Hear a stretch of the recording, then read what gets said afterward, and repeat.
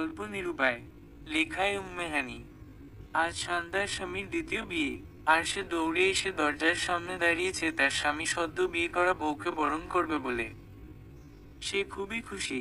তাকে দেখে বুঝার উপায় নেই যে তার স্বামীকে দ্বিতীয় বিয়ে করিয়ে তার সতীন ঘরে তুলছে। তার হাবভাব দেখে মনে হচ্ছে এটাই হওয়ার ছিল। তাকে দেখে এমন মনে হচ্ছে যেন সে তার দেওর কিংবা নিজের ভাইয়ের বউকে বরণ করার জন্য এইভাবে উঠে পড়ে লেগেছে। ঘরে থাকা পাড়া প্রতিবেশী সবাই ফিসফিস করে একে অপরের মাথা খাচ্ছে। শান্তা যেন এগুলো দেখে না দেখার ভান করছে। নিজের মেজ বোন আর নিজের স্বামীকে বরণ করে ঘরের ভিতর নিয়ে এসে খেতে বসালো। রসুই ঘরে গিয়ে মিষ্টির প্লেট নিয়ে এসে তার স্বামী আরিফকে বলল, এই নিন মিষ্টিটা, আমার বোনকে খাইয়ে দিন তো। আরিফ মনে মনে বেজায় খুশি এই ভেবে যে অবশেষে তার মনের বাসনা পূর্ণ হলো। সে তো এটাই চেয়ে এসেছিল এতদিন থেকে। তারপর শান্তার হাত থেকে প্লেটটি নিয়ে শান্তার বোন সাথীকে খুব পরম যত্নে খাইয়ে দিল। সাথীও আরিফকে খাইয়ে দিল। শান্তা মৃদু হেসে বলল, মাশাআল্লাহ, তোমাদের ভালোবাসায় যেন কারো নজর না লাগে। সব মেয়ে তো আর তোমার মতো খামখেয়ালি নয়। এইসব নজর টজর বলতে কিছু হয় না। স্বামীকে রূপ যৌবন দিয়ে আগলে রাখতে হয়। নিজেকে কখনো আয়নায় দেখছো? না আছে রূপ আর না আছে কোনো গুণ। কথাগুলো একদমে বলে থামলো শান্তার বোন সাথী। শান্তার বুকটা ফেটে কান্না আসছে, কিন্তু সে যে নিরুপায়। কান্নাগুলো গিলে খেয়ে বলতে লাগলো, আমি পারিনি তাতে কি? তুই অবশ্যই পারবি। আমার বোন তো লেখে একটা। উত্তরে সাথী বলল, তার বলতে। দুলাভাই, আমার খিদা লাগছে। ওহো, দুলাভাই না, তুমি তো আমার জানের জিগার একমাত্র স্বামী। আরিফ বলল, হুম সোনা, আস্তে আস্তে ঠিক হয়ে যাবে। এমন দৃশ্য দেখে সন্ধ্যা চলে যাওয়ার জন্য পা বাড়াতে নিলে আরিফ বলল, কিরে, তোর কানে কথা যায়, আমার ছোট বউয়ের খিদা লাগছে। হুনোস নাই? কি রাঁধছোস সামনে আয় না দে। সন্ধ্যা রসুই ঘরে গিয়ে কতলা ভাত নিয়ে দেশি মোরগ, পেঁয়াজ আর 2টা কাঁচামরিচ সাথে সামনে দিল। সঙ্গে সঙ্গে আরিফ গর্জন করে উঠল, আমার ভাত কই? আর তরকারি কি আর নাই? এক তরকারি রাইন্দা কি দিন কাভার করছিলি? নিচু সুরে সন্ধ্যা বলল, চাল পুড়াইছে 2 দিন হইল। তেলও নাই যে আরেক তরকারি রান্না করুম। মাছ তো সেই কবে শেষ হয়েছে। চাল হলাদ করে আনছি আমি, যে ঘরে টিউশন করাই ওই মায়ের মায়ের থেইক্কা।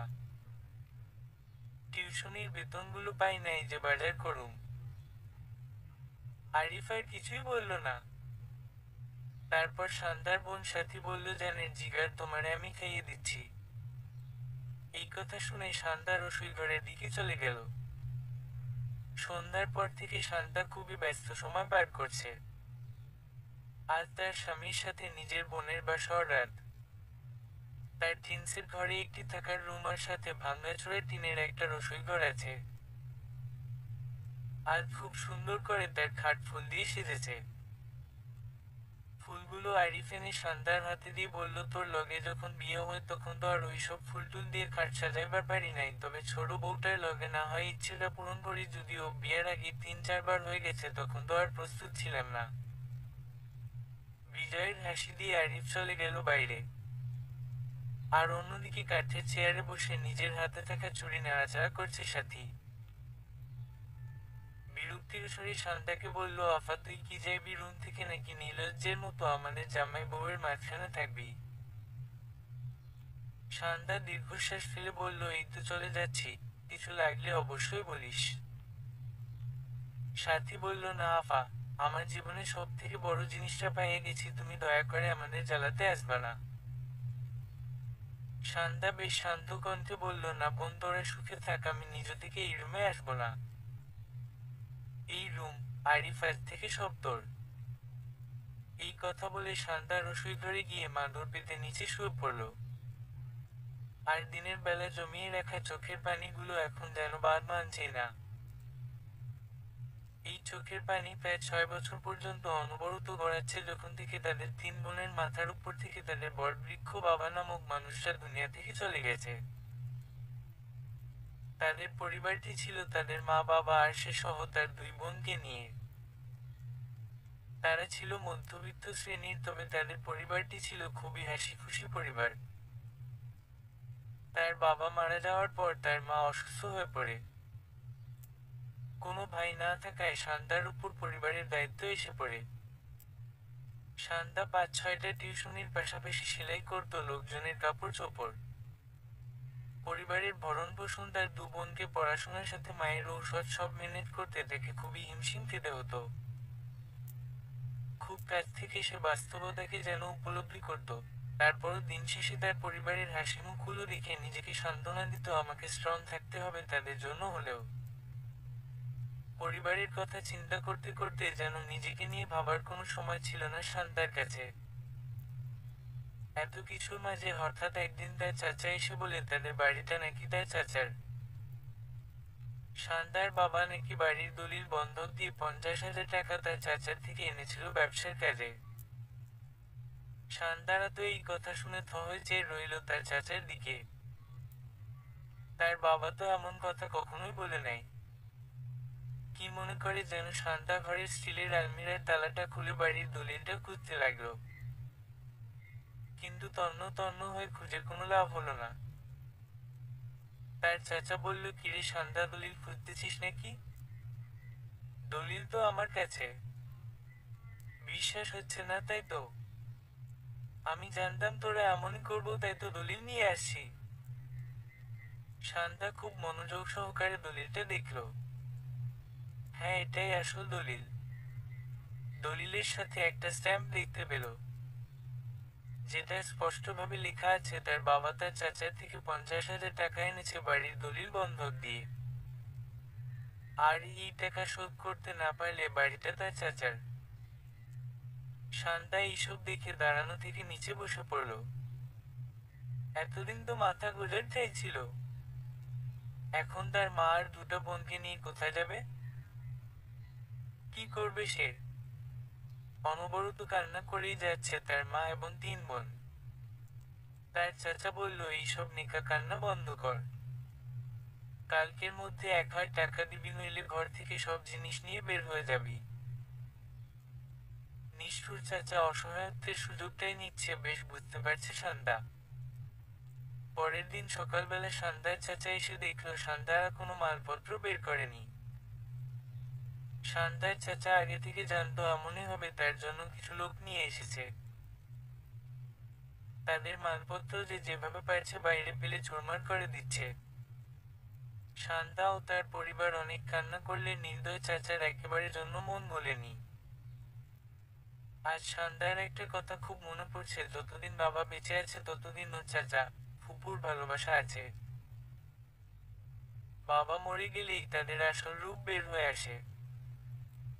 তাদের কান্নাকাটি আর একদিকে ভাঙচুরের শব্দে পুরো মহল্লার মানুষ জড়ো হয়ে রয়েছে, কিন্তু সেদিন তাদের হয়ে কেউ কথা বলেনি। শান্তা ও তার পরিবার এসে গাছতলায় এসে ওঠে। হঠাৎ করে আরিফ নামের ছেলেটা এসে বলে, আরে আপনারা এখানে এইভাবে কেন? শান্তা প্রথমে অপরিচিত ভেবে চুপ করে বসে থাকে, কিন্তু ছেলেটা নাছোড়বান্দা, সে শুনে যাবেই। শান্তা তৎক্ষণাৎ মনে মনে ভাবল, লোকটা যেহেতু এত করে শুনতে চাইছে, তবে বললে যদি কোনো থাকার ব্যবস্থা করে দেয়। এইভাবে তে আর থাকা যায় না। একদিকে অসুস্থ মা আর একদিকে 3 বোনই অবিবাহিত।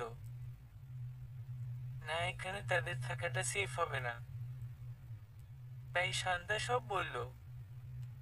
সব শুনে আরিফ বলল, যদি কিছু মনে না করেন আপনাদের আমি একটা বস্তিতে ঘর ভাড়া নিয়ে দিতে পারি। হয়তো কয়েকদিন কষ্ট হবে, তারপর গাছতলা থেকে সেফ হবে। আসলে আমিও বস্তিতে একটা ঘরে ভাড়া থাকি। নিজের ঘরেও আপনাদের রাখতে পারতাম, তবে আমার ঘরে একটা রুম আর একটাই রসোইঘর। গার্মেন্টসে চাকরি করে এর চেয়ে ভালো ঘরে থাকাটা আমার পোষায় না। শান্তা মৃদু হেসে বলল, আমার নিজের চাচা যেখানে আমাদের সাথে বেইমানি করলো, সেখানে আপনি অপরিচিত হয়েও কত বড় উপকার করেছেন সেটা বলে বোঝাতে পারবো না। আরিফ শান্তাদের বস্তিতে নিয়ে যায়। শান্তা ও তার পরিবার এখন বস্তিতে থাকে। শান্তাকে এখন আরো দ্বিগুণ পরিশ্রম করছে। সবকিছুই তার ইনকামের উপর নির্ভর করে। সব ঠিকঠাক মতো গেলেও শান্তা ইদানিং দেখছে আরিফ বেশিরভাগ সময় তাদের বাড়িতে আসা যাওয়া করছে। কেন আসে প্রশ্ন করলে বলে যে তার মা বাবা দুনিয়াতে কেউ নেই। শান্তার মাকে সে নিজের মা মনে করে। এভাবে বেশ কয়েকদিন কেটে গেল। হঠাৎই একদিন আরিফ এক প্যাকেট মিষ্টি এনে শান্তার মাকে দিল। বলল, মা আপনাকে একটা মিষ্টি সবার আগে খাইয়ে দেই। শান্তার ছোট বোন ইতি রসিকতা করেই বলল, কি আরিফ ভাই হঠাৎ মিষ্টি? বিয়ে শাদী করে ফেলছে নাকি? নিচের দিকে তাকিয়ে আরিফ মৃদু হেসে বলল, আরে না, আমার গার্মেন্টসে চাকরির প্রমোশন হয়েছে। আগামী মাস থেকে স্যালারি দ্বিগুণ হবে। তাই সে সুবাদে মিষ্টি এনেছি। আরিফ কতক্ষণ কি যেন ভেবে একবার শান্তার দিকে মুখ তুলে তাকিয়ে শান্তার মাকে পাশে বসতে বলল। উনি পাশে বসলেই আরিফ ওনার হাত ধরে বলল, মা, আর একটা আবদার করব, শুনবেন? উত্তরে শান্তার মা মাথা নাড়লেন। আরিফ বলল, মা আমি আপনাকে সারা জীবন মা ডাকার অধিকারটা চাই। দিবেন? শান্তার মা বলল, পাগল ছেলে বলে কি? মা ডাকার জন্য কি আবার অধিকার লাগে? আরিফ বলল, আসলে মা আপনি হয়তো আমার কথা বুঝতে পারছেন না, আমি শান্তাকে বিয়ে করতে চাই। সেই সুবাদে আপনাকে সারা জীবনের জন্য আপনাকে নিজের মা বানিয়ে নিতে চাই। এই কথা শুনে শান্তা রেগে যায়। শান্তা বলে, আসলে আরিফ মানুষ ঠিকই বলে, মানুষ জাতিকে বসতে দিলে খাইতে চায়, খাইতে দিলে ঘুমাতে চায়। আমি মানছি আপনি আমাদের বিপুলের দিনের সঙ্গী ছিলেন। তাই বলে সব সময় আমাদের ঘরে আসা যাওয়া করতেন। বস্তির নানান জনে নানান কথা বলতো। তাতেও আমাদের আপত্তি ছিল না। তবে আপনার এই আবদার আপনি কোন বুঝে করলেন আমি বুঝলাম না। আপনি কি জানেন না আমার পরিবারের একমাত্র উপার্জনকারী হলাম আমি। আমার অসুস্থ মা আর আমার ছোট বোনদের নিয়ে আমি দিন কিভাবে পার করছি সেটা আমি জানি। শান্তার এমন অপ্রত্যাশিত উত্তর শুনে আরিফ মলিন মুখে বলল, শান্তা, যদি আমরা দুজন মিলে তোমার পরিবারকে চালাই তাতেও কি তুমি রাজি হবে না? শান্তা কিছু বলার আগেই শান্তার মা শান্তাকে চুপ করিয়ে দিল। আরিফের দিকে বলল, শোনো ছেলে, আমি তোমাকে জানাবো, তুমি কালকের দিন সময় আমাদের দাও। আরিফ আসার আলো দেখতে পেয়ে মলিন হেসে শান্তার মাকে পা ধরে সালাম করে বলল, মা আমি আপনার উত্তরের অপেক্ষায় থাকবো। এই বলে আরিফ প্রস্থান করল।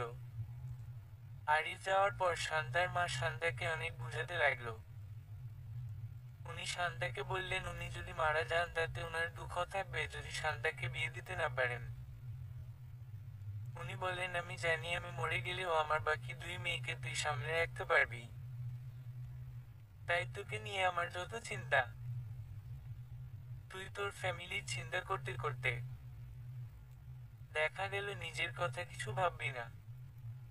আরিফ ছেলেটা দেখতে শুনতে তো। আরিফ আসার আলো দেখতে পেয়ে মলিন হেসে শান্তার এত মন্দ নয় মা, মানসিকতা অনেক ভালো। দেখবি অনেক সুখে রাখবে তোরে। তাই আমি বেঁচে থাকতে তোর বিয়েটা দেখে যেতে চাই। আমার শেষ ইচ্ছে এটা বলতে পারিস। মায়ের মুখে হাত দিয়ে শান্তা তার মাকে বলল, মা গো, এমন অলক্ষণে কথা মুখে এনো না তো। তুমি 1,00,000 বছর বেঁচে থাকবে। শান্তার বোন সাথীও বলল, আমার মাথায় যত চুল তত বছর আল্লাহ তোমাকে নেখায়াত দান করুক। তিন বোনই মাকে জড়িয়ে ধরে সমস্যারে বলে উঠল, আমিন। মা ছলো ছলো চোখে শান্তার মুখ উপচে বলল, কিরে মা, কিছু তো বল তোর বিয়ের ব্যাপারে। শান্তা বলল, তোমার যা ভালো হয় তাই করো। শান্তার মা শান্তার মাথায় হাত বুলিয়ে দিয়ে বললেন, আলহামদুলিল্লাহ। তারপর ঘরোয়াভাবে শান্তা ও আরিফের বিয়ে হয়ে গেল। শান্তাকে নিয়ে আরিফ তার ভাড়া ঘরে চলে গেল। বেশ সুখে কাটছে শান্তার স্বামী সংসার।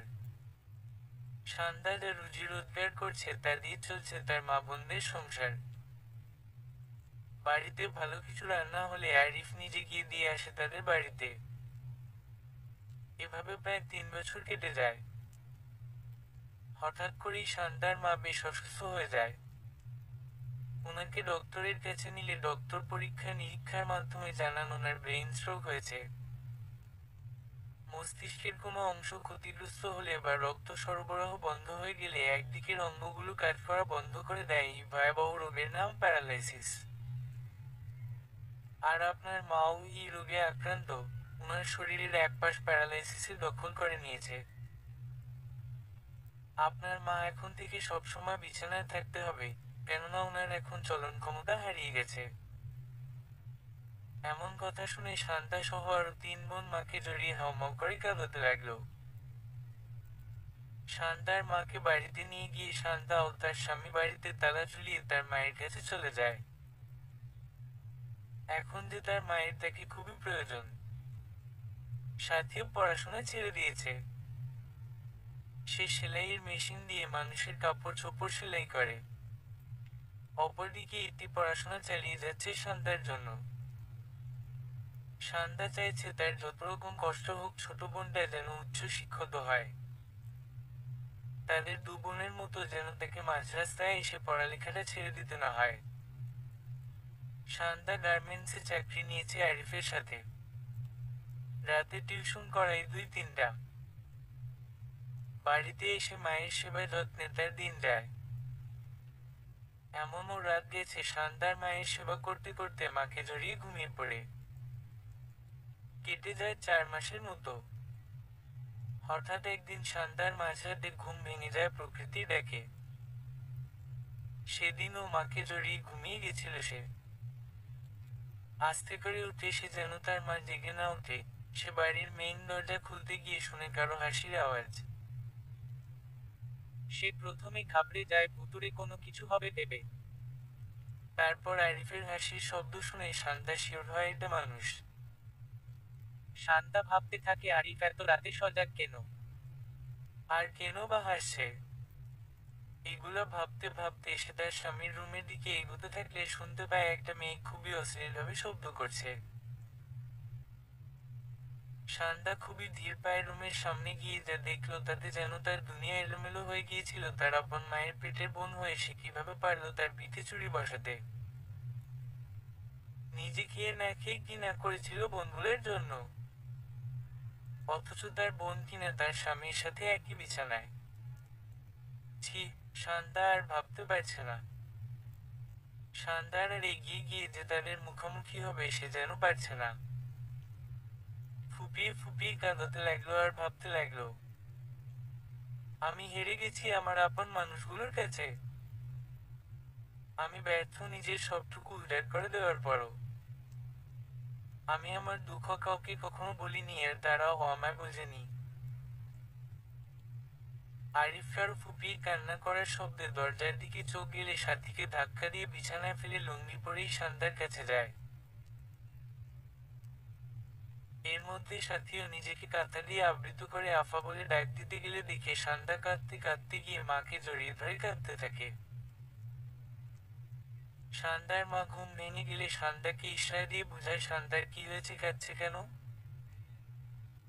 শান্তা বলল দুঃস্বপ্ন দেখেছে তার জন্য কাঁদছে। শান্তার কান্না দেখে শান্তার মায়ের চোখ থেকে টোপ টোপ করে পানি গড়িয়ে শান্তার গালে পড়ছে। শান্তা মাথা উঠিয়ে দেখলো তার মা কান্না করছে। নিজের মায়ের ক্ষতি হবে ভেবে শান্তা কান্না বন্ধ করে মায়ের চোখের পানি মুছে দিয়ে মাকে জড়িয়ে ধরে ঘুমিয়ে পড়ল।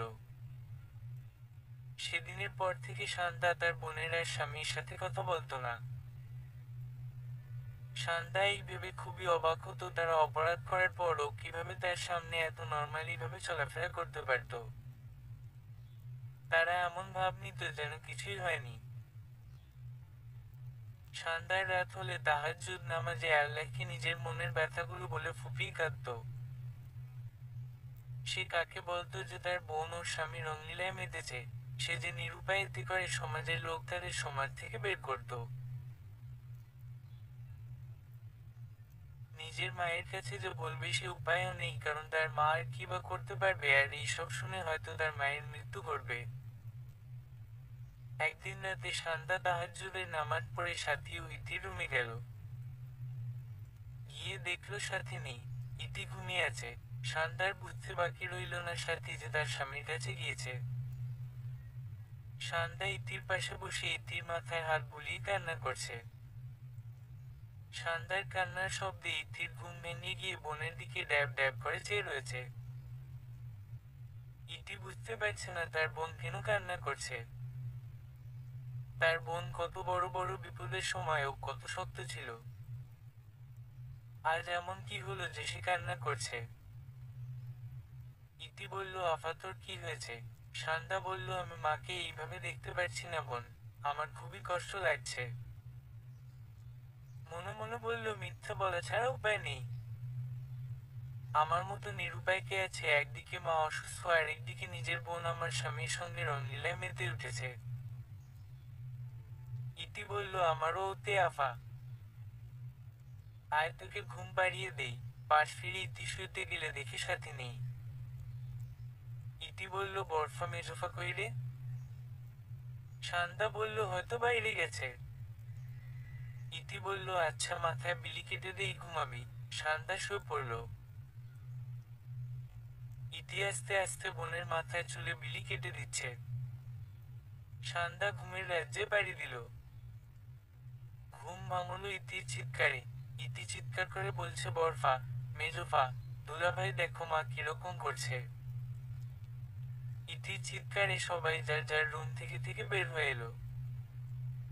শান্তা ইতিকে জিজ্ঞেস করলো, মা এমন করছে কেন বোন? মায়ের কি হয়েছে? ইতি বলল, বরফা আমি তো তোমায় ঘুম পাড়িয়ে পানি খেতে মায়ের রুমের সামনে দিয়ে যাচ্ছিলাম। মায়ের অদ্ভুত শব্দ আমি শুনতে পেয়ে মায়ের রুমের লাইট অন করলে দেখি এই অবস্থা। শান্তা ইতিকে বলল, আচ্ছা আমার মোবাইলটা বালিশের নিচের থেকে নিয়ে আয়, সিএনজি নিয়ে আসতে বল রহিম চাচাকে। শান্তা এই বলে মায়ের দিকে তাকিয়ে দেখতে পেল তার মা তাকে ডাকছে। সে দৌড়ে মায়ের মুখে চুমু দিয়ে বলল, তোমার কিচ্ছু হবে না মা।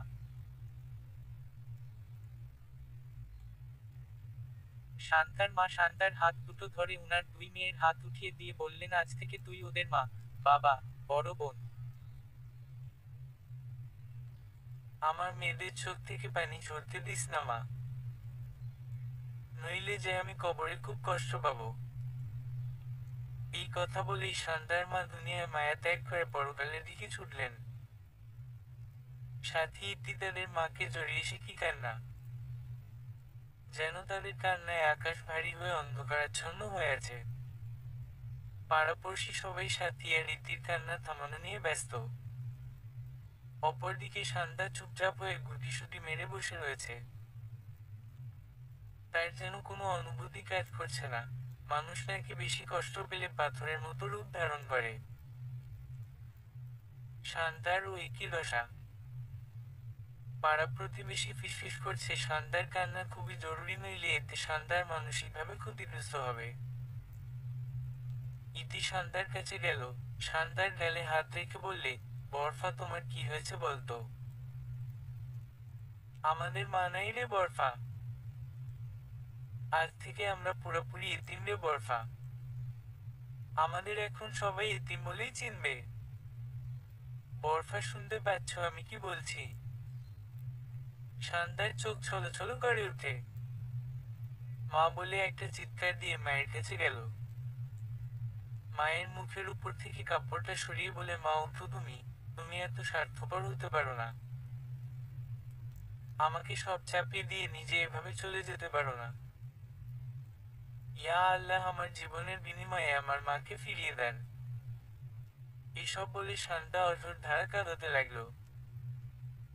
একটু পর শান্তা জ্ঞান হারালো।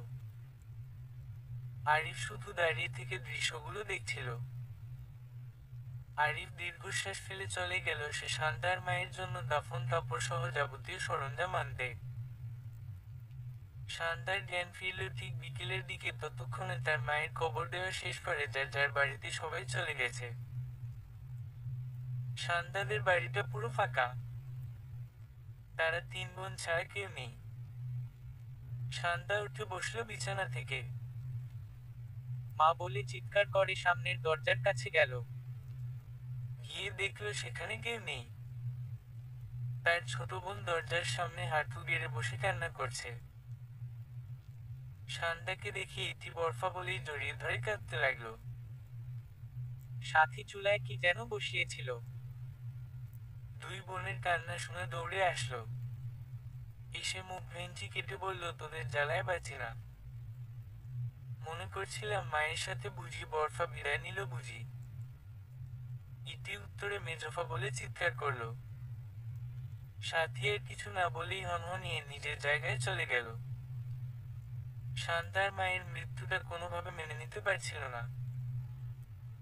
বড্ড ভালোবাসত যে মাকে। সে এখন তাকে নিয়ে বাঁচবে।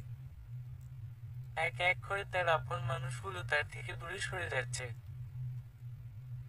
প্রথমত তার বাবা, দ্বিতীয়ত তার মা, আর সব শেষে তার স্বামীও থেকে যেন নেই। কারণ সে যে পরকীয়া নিয়ে মেতেছে তাও আবার তার বোনের সাথে। এই সমাজ সবার আগে আঙুল তুলবে তার বোনের দিকেই। কিন্তু সে সেটা চায় না। মাকে যে কথা দিয়েছে বোনদের সবসময় আগলে রাখবে, কখনো কোনো কিছুর অভাব রাখবে না। ভালো ভালো এটা একটা সমাধান খুঁজতেই হবে। শান্তা যতদিন যাচ্ছে একাকিত্ব তাকে গ্রাস করে ফেলছে। সে সবসময় মনমরা হয়ে থাকে। সবসময় ঘুমিয়ে সময় পার করে। মাঝে মাঝে কাঁদতে কাঁদতে অজ্ঞান হয়ে পড়ে। ইতি এইসব দেখে ডাক্তারের কাছে নিয়ে যাওয়ার কথা বলল আরিফকে। আরিফ না বললে অনেক বুঝিয়ে রাজি করালো ইতি। ডাক্তারের কাছে নিলে ডাক্তার বলল, শান্তা খুবই হতাশাগ্রস্ত সময় পার করছে, আর এভাবে চলতে থাকলে অনেক ক্ষতি হতে পারে। ওনাকে কোনোভাবে একা রাখা যাবে না। ডাক্তারের কাছ থেকে এসে ইতি অনেক বুঝায় একা না থাকতে। অন্ততপক্ষে তাদের দুই বোন আর আরিফের দিকে তাকিয়ে যেন জীবনটাকে নতুনভাবে ঘুষায়। উত্তরে শান্তা মৃদু হেসে মাথা নাড়ে। ইতি খুশি হয়ে বরফাকে জড়িয়ে ধরে। কয়েকদিন পর শান্তা গার্মেন্টসে জয়েন করে। সে নিজেকে যতটা সম্ভব কাজে ডুবিয়ে রাখে। আর কিছুদিন বোনদের সাথে থেকেই নিজের স্বামীর বাড়িতে ফিরে আসে। কিন্তু ওই ঘটনার পর থেকে আরিফকে এড়িয়ে চলে। প্রয়োজন ব্যতীত কেউ কারোর সাথে কথা বলে না। শান্তা বুঝতে পারছে আরিফের জীবনে এখন তার অবস্থান কিটের সমতুল্য। তাই অযথা আরিফকে বাধা বিঘ্ন দিয়ে কোনো লাভ নেই। আরিফ ও নানান জিনিসের দিয়ে আসার নাম করে রাত বিরাতে শান্তাদের বাড়িতে যায়, সাথীর সাথে সময় কাটায়। ইতিও কিছু টের পেয়েছে, কিন্তু বরফাকে কিভাবে বলবে এই ভেবে সে নাজেহাল। বেশ কিছুদিন পর রাতে খাওয়া দাওয়ার পর আরিফ বিছানায় রেস্ট নিচ্ছিল। শান্তা থালা বাসন গুছিয়ে শুতে এলে আরিফ শোয়ার থেকে উঠে বসে শান্তার হাত ধরে আরিফের পাশে বসায়। আর বলতে থাকে, তোমার সাথে আমার কিছু বলার ছিল। শান্তার শান্ত উত্তর, জি বলেন। আরিফ বলল, দেখো শান্তা, আমার আর এমন লুকোচুরি ভালো লাগছে না। আমি সোজা সাপটা বলতে পছন্দ করি, তাই সোজা সাপটা ভাবে বলবো, আমি আসলে সাথীকে পছন্দ করি, আমি ওরে বিয়ে করতে চাই।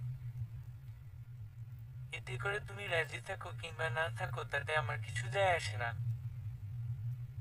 সেদিন ঘটনার পর সাথী কিছুটা ভয় পেয়েছিল তুমি নাকি তোমার মায়ের কাছে বলে দিবা।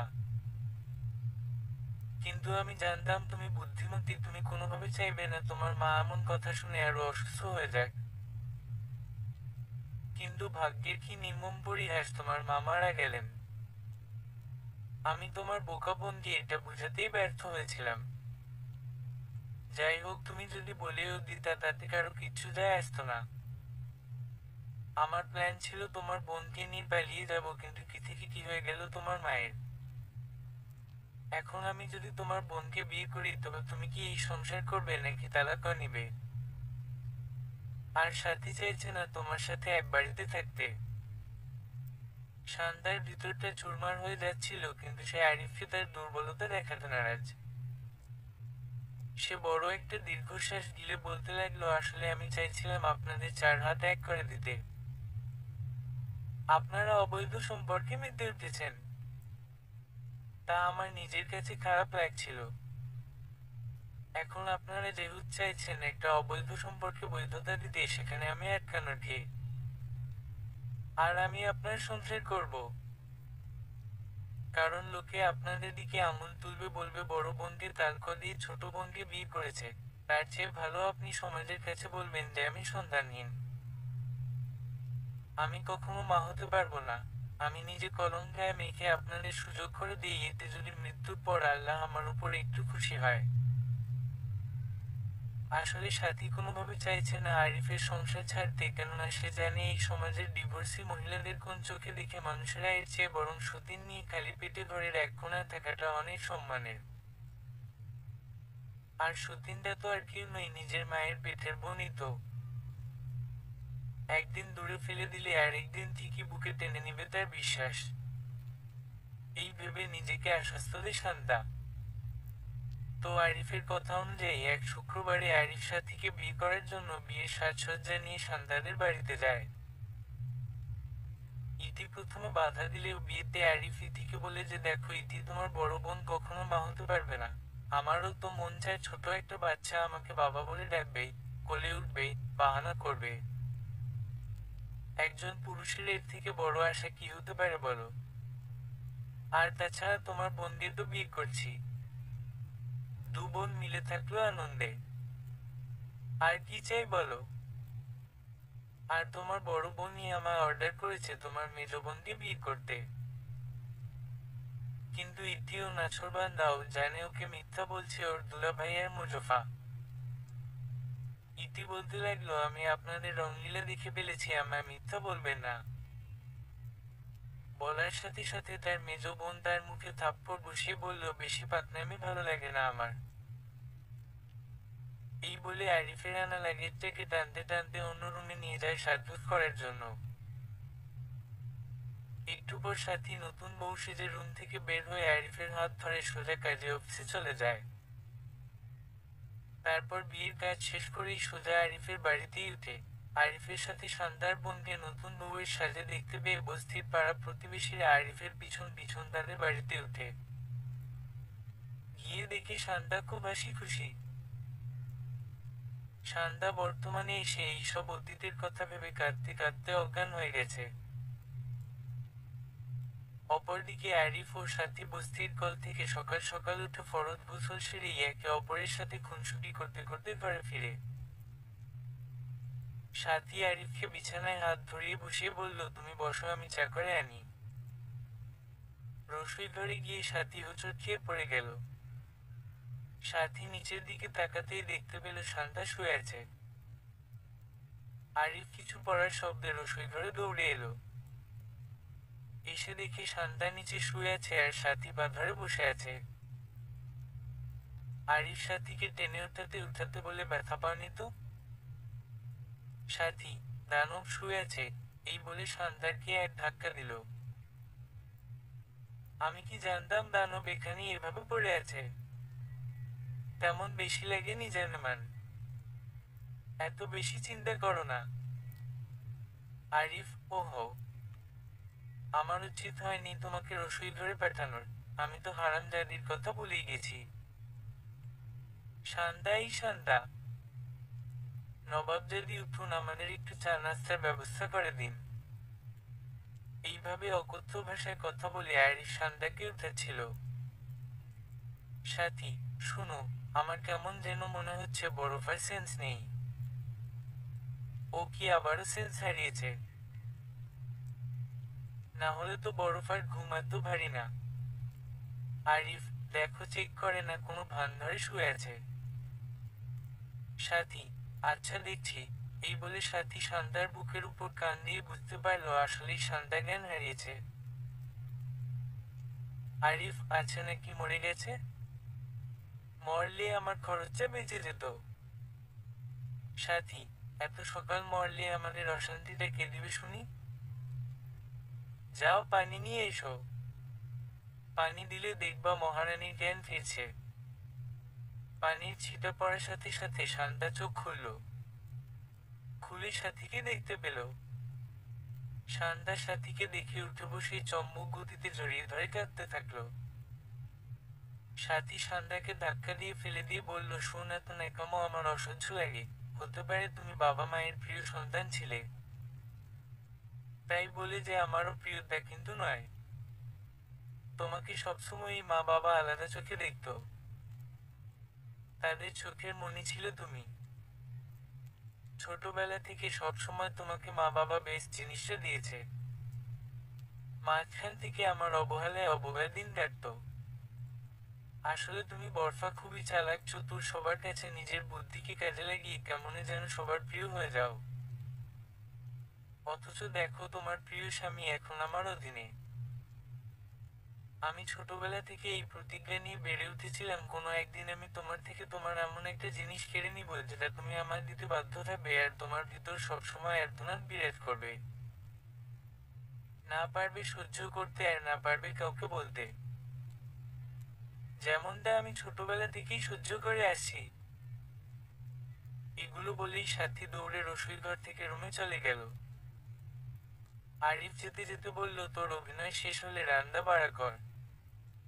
কতক্ষণ পর আমারে আবার গার্মেন্টসে যেতে হবে। সান্ধ্যা চোখের পানি মুছে খড়কুটোয় আগুন জ্বালিয়ে চা জাল দিল, সাথে কয়েকটা চাল ভেজে নিচ্ছে। চাল ভাজতে ভাজতে সান্ধ্যা ভাবতেছে তার মেজ বোন থেকে এত ঘৃণা করে, তার জন্য এত অভিমান মনে পুষে রেখেছিল, অথচ সে কিছু টের পায়নি। কই, কখনো তো সান্ধ্যার মনে হয়নি তার মা বাবা তাকে বেশি গুরুত্ব দিচ্ছে তার দুই বোন থেকে। হ্যাঁ, তবে সান্ধ্যা পড়ালেখায় বেশ ভালো থাকায় সান্ধ্যার বাবা সান্ধ্যার সবসময় সুনাম করত। একসাথে খেতে বসলে সান্ধ্যার প্লেটে আগে মাছের মাথাটা উঠিয়ে দিত। কিন্তু সান্ধ্যা তো কখনোই মাছের মাথা কিংবা কোনো ভালো খাবার তার দুই বোন বা তার মা বাবাকে ছেড়ে খেত না। তার বাবা যে কোনো জিনিস তার প্লেটে উঠিয়ে দেওয়ার কারণ অবশ্য সান্ধ্যা জানত। সান্ধ্যার বাবা মনে করত সান্ধ্যা খুব সুন্দর সমান ভাগ করতে জানে। অনেক সময় নিজে ছোট অংশটা নিয়ে বোনদের খাওয়ার সুযোগ করে দিত। সান্ধ্যা বুঝে উঠতে পারছিল না এতে তার মেজ বোনের এত অভিমান কেন জন্মালো। চা নাস্তা দিয়ে এসে সান্ধ্যা ভাত তরকারি রান্না করতে লাগলো। আরিফ ও সাথীকে খাইয়ে এসে বেরিয়ে পড়ল গার্মেন্টসের উদ্দেশ্য। মাঝ রাস্তায় ছোট বোনটার কথা মনে পড়লে তাকে দেখতে গেল। গিয়ে দেখলো ছোট বোনটা ভাত খেয়ে স্কুলের দিকে যাচ্ছে। মুখটা কেমন মলিন দেখাচ্ছে। ছোট বোনটাকে দেখে সান্ধ্যার মনটা হু হু করে কেঁদে উঠল। ইতি বলে ডাক দিতে দৌড়ে এসে সান্ধ্যাকে জড়িয়ে ধরে চুমুতে লাগলো। ইতি মলিন হেসে বলল, বরফারে, আমারে মাফ করে দিস, আমি মেজফাকে আটকাতে পারিনি। সান্ধ্যা মৃদু হেসে বলল, কবে এত বড় হয়ে গেছিস বোন? প্রসঙ্গ পাল্টানোর জন্য সান্ধ্যা জিজ্ঞেস করলো, কাল রাতে একা ছিলি বোন? উত্তরে ইতি বলল, না রে বরফা, রহিম চাচার বউ এসে আমার লগে থাকছে, আমি উনারে আসতে বলছি। সান্ধ্যা বলল, বেশ ভালো করেছিস। সান্ধ্যা গার্মেন্টসে যাওয়ার আগেই ছোট বোনটার কাছে বস্তির এক অসহায় চাচিকে থাকতে বলল। চাচির কোনো ঘর না থাকায় সান্ধ্যা বলল, আপনি আমার বোনের সাথে থাকুন, এতে আপনার মাথা গুজার ঠাঁই পেলেন আর আমার বোনের একা থাকা লাগবে না। চাচি সান্ধ্যার মাথায় হাত দিয়ে দোয়া করতে লাগলেন, স্বামী সন্তান নিয়ে খুশি হও। সান্ধ্যা মৃদু হাসলো আর মনে মনে বলতে লাগলো, যেখানে স্বামীকে নিজের বোনের হাতে উঠিয়ে দিলাম সেখানে সন্তান তো বিলাসিতা। চাচির কাছ থেকে বিদায় নিয়ে ছোট বোনকে স্কুলে পৌঁছে দিয়ে সান্ধ্যা গার্মেন্টসে আসলো। সান্ধ্যার গার্মেন্টস আসা যাওয়া আর বাড়িতে এসে রান্না বান্না করা, রসোই ঘরে রাত যাপন করা, এভাবেই যাচ্ছে সান্ধ্যার দিনকাল। আর মাঝে মাঝে ছোট বোনটাকে দেখতে যায়। একদিন সকালবেলা আরিফ সাথী সাথী বলে চিৎকার দেয়, কিন্তু সাথীর তো কোনো খোঁজ নেই। সান্ধ্যা ঘুমিয়ে ছিল। আরিফের চিৎকারে তার ঘুম ভেঙে যায়। মনে মনে বিড়বিড় করে, সাথীর কিছু হয়নি তো? এক ছুটে আরিফের রুমে যায়। সে গিয়ে দেখে আরিফ বিছানায় বসে আছে মলিন মুখ নিয়ে। কিন্তু সাথী কই? শান্তা আরিফের দিকে তাকিয়ে জিজ্ঞেস করে, সাথী কই? আরিফ, তোর বোন আমার 1 লাখ টাকা নিয়ে কোন ছেলের সাথে পালাইছে। আমি ইদানিং তোর বোনের কোনো এক ছেলের সাথে ফোনে কথা বলতে দেখতাম। একদিন হাতে নাতে ধরছি। তারপর স্বীকার করছিল যে ওইটা নাকি তোদের মামাতো ভাই। বিয়ের আগে নাকি তাদের প্রেম ছিল। সেদিন আমার হাতে পায়ে মাফ চাইলে আমি ও বেকখোলের মতো মাফ কইরা দিছি। তোর বোন তো গেল আমার ঘর বানানোর জন্য জমানো 1 লাখ টাকা নিয়ে গেল।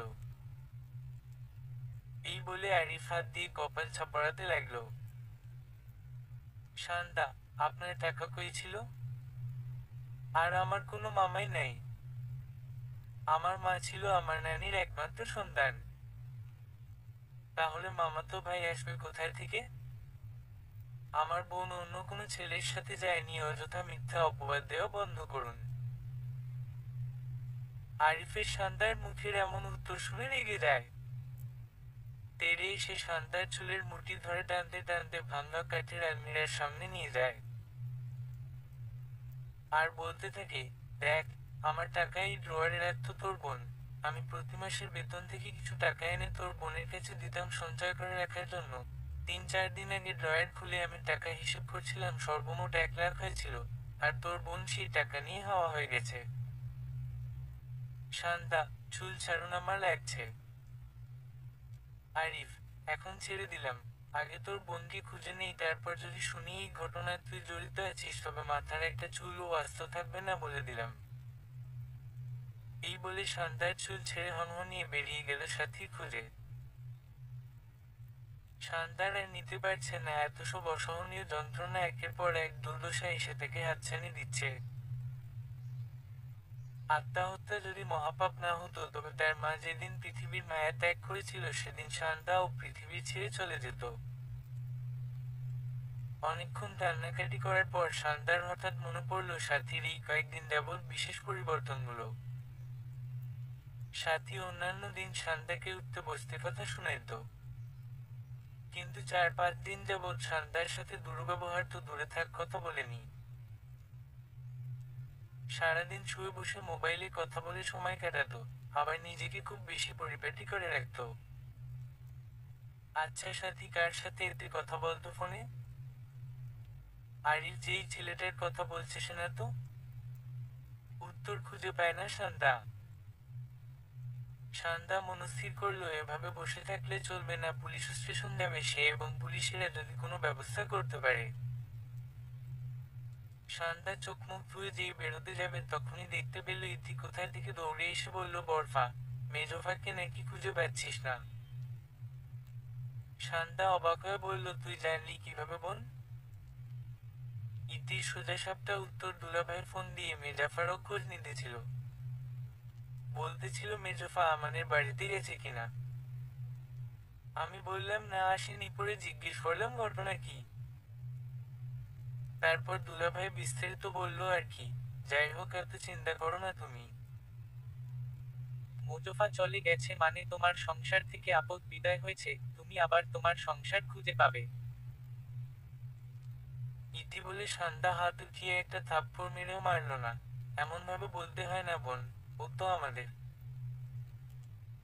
বোনই নাকি, ও যত রকমই খারাপ হোক না কেন। আমি পুলিশ স্টেশন যাচ্ছি, তুই ঘরে থাক বোন। পরে এসে তোর সাথে কথা বলবো। এই বলে শান্তা চলে গেল। শান্তা পুলিশ স্টেশন গিয়ে একটা ডায়েরি করলো সাথীর নামে। পুলিশ আশ্বাস দিয়ে শান্তাকে বাড়িতে পাঠিয়ে দিল। আজকাল শান্তার নিত্যদিনের রুটিন হলো পুলিশ স্টেশন আসা আর যাওয়া, আর বাড়িতে এসে নীরবে কান্না করা। ইতি শান্তার সাথেই থাকছে। বাড়িতে রান্না বান্না থেকে শুরু করে বোনের ও দুলাভাইয়ের দেখাশোনা ইতি করছে। তার বড় বোন আর সে রসোই ঘরে রাত পার করে। বড় বোনকে কতবার বলল দুলাভাইয়ের পাশে গিয়ে শুইতে, কিন্তু তার বোনের এক কথা, সে কখনো ওই লোকের সাথে এক হবে না। ইতি আর কি করবে, সে তো আর কম চেষ্টা করছে না তার বরফা আর দুলাভাইকে আবারও এক করে দিতে। কিন্তু সে বারবার ব্যর্থ হয়। একদিন ইতি স্কুল তাড়াতাড়ি ছুটি হয়ে যাওয়াতে বাড়ি ফিরে দেখতে পেল তার বোনের ঘরের দরজা খোলা। ইতির স্পষ্ট মনে আছে তার বড় বোন সেই সকালে বের হয়েছে মেজোফার খোঁজে, আর দুলাভাই কাজে গেছে, আর সে স্কুলে যাবার আগে তালা মেরে গেছে। ইতির মনে সন্দেহ জাগলো কোনো চোর টোর নয়তো।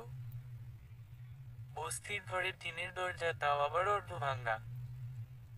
এতে তালা মারলেও কি আর না মারলেও কি। ইতি দোয়া দুরুদ পড়ে পা টিপে টিপে সামনের দিকে আস্তে আস্তে অগ্রসর হলো। ঘরে প্রবেশ করেই দেখতে পেল তার দুলাভাই ঘুমিয়ে আছে। ইতির মাথায় আসে না তার দুলাভাই অসময়ে কোথায় থেকে এসেছে। নিজের মনের ভাবনাকে তোয়াক্কা না করেই রসুই ঘরের দিকে চলে যায় ইতি। এক গ্লাস পানি নিয়ে ঢক ঢক করে সাভার করে দিল। তারপর রসুই ঘরের পর্দাটাকে টেনে দিয়ে জেনা স্কুল ড্রেস চেঞ্জ করতে যাবে। পিছনের কারো অস্তিত্ব টের পেয়ে পিছন ফিরে তাকালে দেখতে পেল তার দুলাভাই স্বয়ং হয়ে দাঁড়িয়ে লোভাতুর দৃষ্টি নিক্ষেপ করছে। ইতি যেই না দুলাভাই বলতে যাবে তখনই ইতির পরনে কোমরের বেল্ট টান দিয়ে খুলে ইতির মুখ হাত পিছন থেকে বেঁধে ফেলল। ইতি অনেক কাকুতি মিনতি করছে কিন্তু দুলাভাই নামক নরপিশাচটা তা কর্ণপাত করল না। সে নরপশুরূপে ইতির উপর ঝাঁপিয়ে পড়ল। ইতির প্রচুর বিল্ডিং এর কারণে অজ্ঞান হয়ে গেল। ততক্ষণে নরপশুর কাজ শেষ করে রুমে গিয়ে বিশ্বজয়ী হাসি হাসতেছে। এটাই ছিল তার মনের বাসনা। যেদিন সে প্রথম 3 বোনকে একই সাথে দেখেছিল, সেদিন থেকে সে এই ছক কষছিল। এগুলো ভাবতে ভাবতে শান্তাকে দেখলো বাড়িতে প্রবেশ করতে। আরিফ কিছুটা ভয় পেলেও নিজেকে আশ্বস্ত করলো শান্তা আমার কি করতে পারবে, ওকে আমি নিঃস্ব বানিয়ে দিয়েছি পুরোপুরি। শান্তা বাড়িতে ঢুকেই ইতিকে ডাকতে লাগলো, কিন্তু কোনো সাড়া শব্দ না পেয়ে প্রথমে রসোই ঘরে ঢুকলো এক গ্লাস পানি খাওয়ার জন্য।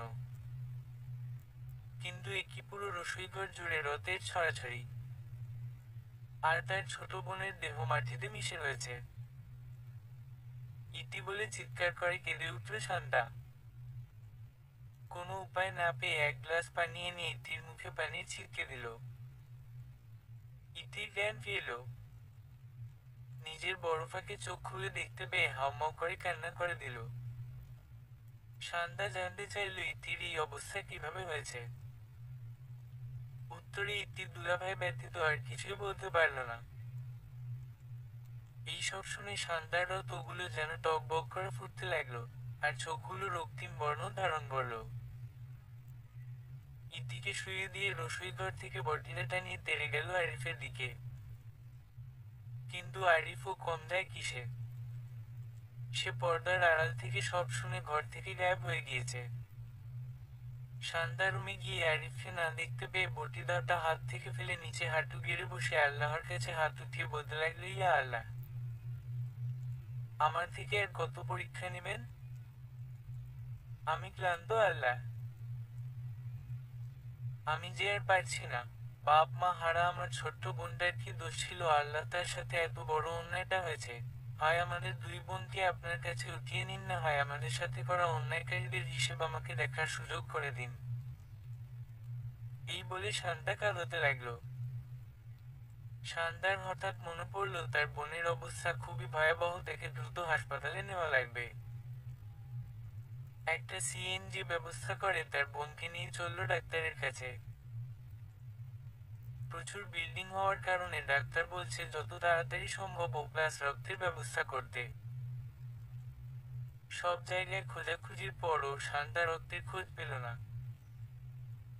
শান্তা রক্ত না পেয়ে হাসপাতালে ফেরার উদ্দেশ্য রাস্তায় মাঝখানে অন্যমনস্ক হয়ে হাঁটছিল। দ্রুত একটি গাড়ি এসে শান্তাকে অতিক্রম করে চলে গেল। একটু পর শান্তা দেখতে পেল গাড়িটি সামনে গিয়ে থেমে তার থেকে একজন লোক বের হয়েছে, আর লোকটি শান্তার কাছে আসতেছে। শান্তার কাছে এসে লোকটি অনেক রাগিয়া বলতে লাগলো, এতে রাতে একজন মেয়ে মানুষ রাস্তায় কি করছেন, তাও আবার রাস্তার মাঝখানে? শান্তা এড়িয়ে চলে যেতে নিলে লোকটি ধমকানোর স্বরে শান্তাকে থামিয়ে দেয় আর বলে, কি বলছি শুনছেন না? এখন গাড়িটি আপনার উপর দিয়ে গেলে দোষ তো আমার একারই হতো, অথচ আপনি যে লিমিট ক্রস করে হাঁটছেন সেটা তো কেউ কানে নিবে না। তারপর শান্তা লোকটিকে সরি বলে তার বোনের রক্তের কথা বলে। লোকটি জানায় তার রক্তের গ্রুপ ও 0 ক্লাস, আর সে রক্ত দিবে। শান্তা খুশি হয়ে লোকটিকে হাসপাতালে নিয়ে আসে। হাসপাতালে রক্ত দেওয়ার পর লোকটি শান্তার কাছ থেকে জানতে চায় তার বোনের অবস্থা কেমন করে হলো। শান্তায় লোকটিকে বড্ড আপন আপন লেগেছিল, বিদায় থেকে শুরু থেকে শেষ অবধি তার জীবন গল্প বলল। লোকটির কাছে নিজের জমানো কষ্টগুলো শেয়ার করতে পেরে যেন নিজের মন কিছুটা হলেও শান্ত বিরাজ করল। লোকটি যাবতীয় চিকিৎসার খরচ মিটমাট করে শান্তাকে যাওয়ার সময় বলে, কোনো বিপদ আপদে এই নাম্বারে কল করো, এই বলে একটা কার্ড হাতে ধরিয়ে দিয়ে যায়, যেটাতে লোকটির বিভিন্ন কোম্পানির অ্যাড্রেস সহ মোবাইল নাম্বার দেওয়া আছে। লোকটি চলে যাওয়ার পর শান্তা কার্ডটি নিয়ে পড়তে লাগলো। লোকটির নাম জাহিদ হাসান। লোকটির অনেকগুলো গার্মেন্ট সহ বিভিন্ন ব্যবসা বাণিজ্যর দোকানপাটের অ্যাড্রেস দেওয়া। মজার ব্যাপার হচ্ছে, শান্তা যে গার্মেন্টসে চাকরি করে সেই গার্মেন্টসের মালিক স্বয়ং জাহিদ হাসান। কিন্তু শান্তা জানতই না তাদের গার্মেন্টসের মালিক নাম কি বা কারা। কার্ডটি যত্ন করে শান্তা ওড়নায় গিট মেরে রেখে দিল। এর মধ্যে অনেকদিন কেটে গেল, ইতিও সুস্থ হয়ে গেল। ইতিকে বাড়িতে নিয়ে আসা হলো। শান্তা এইবার আরিফের ঘরে না উঠে তার মাকে নিয়ে যে ঘরে থেকেছিল ওই ঘরে উঠেছে। ইতি সুস্থ হওয়াতে শান্তা গার্মেন্টসে গেল। কিন্তু গার্মেন্টসের ম্যানেজার শান্তার সাথে নানান ধরনের খারাপ আচরণ করছে। ম্যানেজার ঠাট্টার স্বরে বলছে, গার্মেন্টস কি তোমার বাপে পাইছো, যেমনি খুশি আসবা আর মন না চাইলে আসবা না। শান্তা অনেক বুঝিয়েছে তার ছোট বোনের অ্যাক্সিডেন্ট হয়েছে যার জন্য আসতে পারে নাই, কিন্তু ম্যানেজার নাছোড়বান্দা সে বুঝতে চাইছে না। গার্মেন্টসের সকল কর্মী তাদের কাজ ফেলে তাদের তর্ক বিতর্ক দেখছে। সিসিটিভি ফুটেজ জাহিদ হাসান সব কর্মীকে এক জায়গায় জড়ো হয়ে থাকতে দেখে ম্যানেজারকে ফোন করে কি হয়েছে বলে জানতে চাইলে ম্যানেজার সব বলার পর শান্তাকে এর ম্যানেজারকে ওনার রুমে যেতে বলে।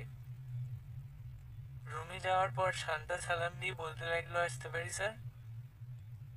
জাহিদ কম্পিউটার টাইপ ছেড়ে মাথা উঁচু করে সালামের উত্তর নিয়ে দরজার সামনে থাকা মানুষটাকে দেখে বোবাচেকা খেয়ে গেল। আরে কি, আপনি যে আসেন আসেন, ভিতরে আসেন। শান্তা, ধন্যবাদ স্যার। জাহিদ, বসুন বসুন। আপনি হঠাৎ কি মনে করে আমার এখানে আসলেন? একটা ফোন দিলেই পারতেন, আমি চলে যেতাম। শান্তা, মানে স্যার? ম্যানেজার। জাহিদ, ম্যানেজার কি বলছে আপনারে? ম্যানেজার সাহেব, কি হয়েছেটা কি আপনার? অনেক অবনতি হয়েছে আজকাল। একটু আগে কার সাথে ঝামেলা করলেন, এখন আমার গেস্টের সঙ্গে কোন কাণ্ড করে বসলেন? আর আপনি এখানে কেন? আপনাকে তো বলছি যার সাথে ঝামেলা পাকিয়েছেন তাকে নিয়ে আসার জন্য। ম্যানেজার, স্যার, আসলে উনি এই মেয়ে যে কিনা নিজের মর্জিমাফিক চলাফেরা করছেন। মন চাইলে গার্মেন্টসে আসছেন তো আবার মন চাইলে আসে না। জাহিদ, কি? শান্তা, আপনি আমার গার্মেন্টসে চাকরি করেন, অথচ আমি জানি না। শান্তা, জি স্যার, আমি এখানেই চাকরি করি। সেদিন যখন আপনি কার্ডটি দিলেন আমি সেদিন জানতে পেরেছি যে আপনি এই গার্মেন্টসের মালিক। জাহিদ, ম্যানেজারের দিকে তাকিয়ে, আপনি ওনার সাথে খারাপ ব্যবহারটা কেন করেছেন? মানুষের সুযোগ সুবিধা থাকতে পারে, স্বাভাবিক। আর যেন কারোর সাথে খারাপ বিহেভ করতে না দেখি। Manager, okay sir. জাহিদ, আপনি এখন আসতে পারেন। ম্যানেজার চলে যাওয়ার পর জাহিদ শান্তার দিকে তাকিয়ে মৃদু হেসে বলল, মনে কিছু করবেন না। আচ্ছা, আপনার বোনের কি অবস্থা বলুন। ব্যস্ততার কারণে আমার আর যাওয়া হয়নি হাসপাতালে, আর তাছাড়া আপনার ফোনের অপেক্ষায় ছিলাম। ভাবছিলাম ফোন দিবেন, কিন্তু তা আর হইল কই। শান্তা, আলহামদুলিল্লাহ, আল্লাহ আপনার উছিলায় আমার বোনকে রাখছে ভালো। কিন্তু শরীরের দাগ মুছলে কি আর মনের দাগ এত সহজে মুছবে? জাহিদ দীর্ঘশ্বাস ফেলে জাহিদ বলল, আসলে পৃথিবীতে সব পুরুষ এক নয়, কিছু কিছু পুরুষের জন্য পুরুষ জাতিকে মানুষ নরপশু হিসেবে স্বীকৃতি দিয়েছে। নরপশুদের ভিড়েও কিন্তু হাজার হাজার বিবেকবান পুরুষের বসবাস। তারা অপরকে হৃদয় দিয়ে ভালোবাসতে জানে। এখন আপনার বোনকে এইসব ঘটনা মাথা থেকে ছাড়ানোর জন্য হলেও একটা সঙ্গীর দরকার, যে কিনা আপনার বোনকে বুঝিয়ে দিবে পৃথিবীর সব পুরুষ নরপশু নয়। অনেকে ভালোবেসে আগলে রাখতে জানে। শান্তা, আপনার কি মনে হয় আমাদের মতো বস্তিতে থাকা মেয়ে এবং সাথে এত বড় কলঙ্কের বোঝা নিয়ে কোন ছেলে আমার বোনকে বিয়ে করবে? জাহিদ, সবই সম্ভব, শুধু আপনি পাশে থাকবেন। আর হ্যাঁ, ছেলেকে সব বিস্তারিতভাবে আমি বলেছি। ছেলেও বলছে এতে তার সমস্যা নেই। আর ছেলেটা হলো আমার আপন ছোট ভাই। সে 1 মাস হলো আমেরিকা থেকে ফিরল। সেখানে তার নিজস্ব বিজনেস আছে। এখন আপনার এবং আপনার বোনের মতামতটাই বাকি। আর আমি দুঃখিত আপনাকে না জানিয়ে এত কিছু ভেবে নিয়েছি। সেদিনই ঘটনা জানার পর থেকে আমার মন অশান্তি বিরাজ করছে। আপনার বোনের সাথে যা হয়েছে তা আমার ছোট বোনের সাথে যদি হতো তাহলে ভাই হিসেবে আমার একটা দায়িত্ব থাকতো। সেই হিসেবে আপনাদের না জানিয়ে করলাম। এই বলে থামল জাহিদ। শান্তা, আরে কি বলছেন আপনি? আমার তো সাত কপালের ভাগ্য যে আমাদের মতো এতিমদের নিয়ে কেউ একজন ভেবেছে। আমি আলহামদুলিল্লাহ রাজি।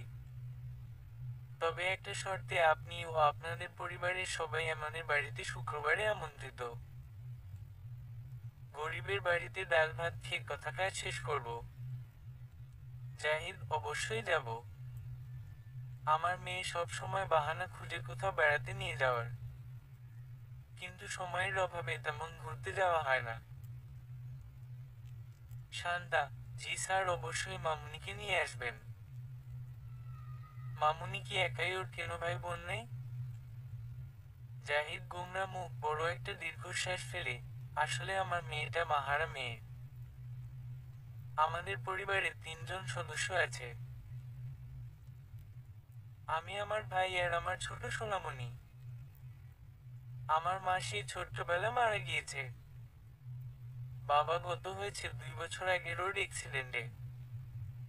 আমার মেয়ের মা মারা যায়নি, তবে সে আমার কাছে একক মৃত। সে তার প্রাক্তন প্রেমিকের সাথে চলে গেছে আমার দুধের বাচ্চাকে ফেলে। এই তো আমার বাচ্চা আর বিজনেস নিয়ে দিন চলছে। শান্তা, দুঃখিত স্যার, আপনাকে এভাবে বলা উচিত হয়নি। আসলে আমি জানতাম না। জাহিদ, ইট স ওকে। তো কি খাবেন বলেন? শান্তা, ধন্যবাদ স্যার, কিছু লাগবে না। আজ তাহলে উঠি, অনেক কাজ জমা পড়ে রয়েছে। জাহিদ, 1 মিনিট, আপনাকে কাপড় সেলাই করতে হবে না। আপনি আজ থেকে সুপারভাইজার পদে চাকরিটা করবেন। এতে আপনার সংসার সচ্ছল হবে কিছুটা। আর তাছাড়া এই পদটা খালি পড়ে আছে। আপনি চাইলে এই পদে কাল থেকে জয়েন করতে পারেন। শান্তা, স্যার আপনার কাছে বারবার ঋণী করে দিচ্ছেন আমায়। জাহিদ, আপনি হয়তো জানেন না, অসহায় মানুষকে সহায়তা করার তাগিদ আমাদের প্রিয় নবীজি সাল্লাল্লাহু আলাইহি ওয়াসাল্লাম বলে গিয়েছেন। হাদিসে রাসূল সাল্লাল্লাহু আলাইহি ওয়াসাল্লাম বলেন, নিশ্চয়ই আল্লাহ তার প্রতি দয়া করেন যে তার বান্দাদের প্রতি দয়া করে। বুখারী, হাদিস 1732। শান্তা, শুকরিয়া স্যার। জাহিদ, জি, আপনি তবে আজ বাড়িতে চলে যান, কাল থেকে সুপারভাইজার পদে জয়েন করবেন। শান্তা, জি স্যার। আসসালামু আলাইকুম, এই বলে সন্ধ্যা চলে গেল। জাহিদ মনে মনে, আসলে ওরে যেদিন প্রথম দেখেছিলাম সেদিন আমি ছন্নছাড়া হয়ে গিয়েছিলাম। ও এত মায়াবতী, কিভাবে পারলো ওর স্বামী বেইমানি করতে। এই বলে জাহিদ নিজের কাজে মনোযোগ দিল। শুক্রবার দুপুরবেলা জাহিদ সহ তার মেয়ে ছোট ভাই গেল সন্তানদের বাড়িতে। বস্তিতে সবার কলরব শুরু হয়ে গেল গার্মেন্টসের মালিক কিভাবে সন্তানদের বাড়িতে আসলো। এত নামি দামি মানুষরাও কিনা বস্তিতে আসে দাওয়াত খেতে। অধিকাংশ বস্তির লোকেরা জাহিদের গার্মেন্টসে চাকরি করে, যার ফলে সবাই চরম পর্যায়ে অবাক হয়ে গেছে জাহিদ বস্তিতে আসায়। জাহিদদের খাওয়া দাওয়া শেষে সন্ধ্যার দিকে তার মায়ের একটা শাড়ি পরালো। কি যে মায়াবতী লাগছিল এদিকে, চোখ যেন সরানো যাচ্ছিল না। ইতির কনিষ্ঠা আঙ্গুলে আলতো করে কামড় দিয়ে বলল, কারো যেন নজর না লাগে, সুখী হও বোন। সাজিয়ে পরিয়ে জাহিদের সামনে নিয়ে গেল। কতক্ষণ সবাই মিলে কথাবার্তা বলল। এক পর্যায়ে জাহিদ ছোট ভাইয়ের উদ্দেশ্য বলল, তোমরা চাইলে ওই রুমে গিয়ে নিজেদের মধ্যে কথা বলতে পারো। তারপর দুজনের মতামত নিয়েই আমরা সামনের দিকে এগোবো। জাহিদের ছোট ভাই আজিম এবং ইতি অন্য রুমে গিয়ে কথা বলছে, আর শান্তা আর জাহিদ এবং জাহিদের মেয়ে বসে আছে সামনের রুমে। এক পর্যায়ে জাহিদের মেয়ে জেনি এসে শান্তার সামনে দাঁড়িয়ে বলল, মা আমায় তুলে নেও, তুমিও তি আমার বাবার মতো পতা, আমালে তুলে নেও না। বাবা অনেক পতা, তোমার কাছে আমায় নিয়ে আছে না, সব সময় আমালে বকে। এই বলে কান্নার ভঙ্গিতে চোখ কোঁচড়াতে লাগলো। জাহিদের মেয়ের কথা শুনে জাহিদের শান্তা রীতিমতো অবাক। বলি কি এই মেয়ে, মা বলছে বা কাকে? জাহিদ ধমকের স্বরে মেয়েকে বলছে, জেনি তোমার মা নেই, উনি তোমার মা নই, উনি তোমার আন্টি ভাই। তোমার মাকে আল্লাহ নিয়ে গেছে। শান্তা জেনিকে কোলে নিয়ে বলল, স্যার এইভাবে বাচ্চাদের ধমকানো ভালো নয়। ছোট বাচ্চা ও, কি বলতে কি বলে ফেলেছে। যার মা থেকে নেই এর কষ্ট মানা যায় না, দয়া করে ওকে ধমকাবেন না। জেনি গোমরা মুখ শান্তাকে দুই গালে চুমু দিয়ে বলতে লাগলো, দেখতো মা বলতি না বাবা পদা, সব সময় বকে আমায়, আমার ভালো লাগে না। শান্তা গোমরা মুখ জোরে হেসে দিয়ে, ঘুম দেখছি তো, আর বকবে না, আমি বলে দিয়েছি। এই বলে শান্তা তাকিয়ে রইল জেনির দিকে। খুব বেশি না হলেও জেনির বয়স 4 হবে। আদৌ আদৌ কথা বলে খুব মিষ্টি করে, দেখতে যেমন মাশাআল্লাহ, কথাগুলো খুব পাকনা পাকনা। কিভাবে পারলো মেয়েটার মা এত মিষ্টি বাচ্চাকে ছেড়ে যেতে। আরিফ যদি সঠিক মানুষ হতো তবে তার জীবনে হয়তো এমন একটা বাচ্চা থাকতো। কিন্তু হঠাৎ করেই আরিফের করা পাপাচার মনে পড়তেই মন বিষণ্ণতা ছেয়ে গেল।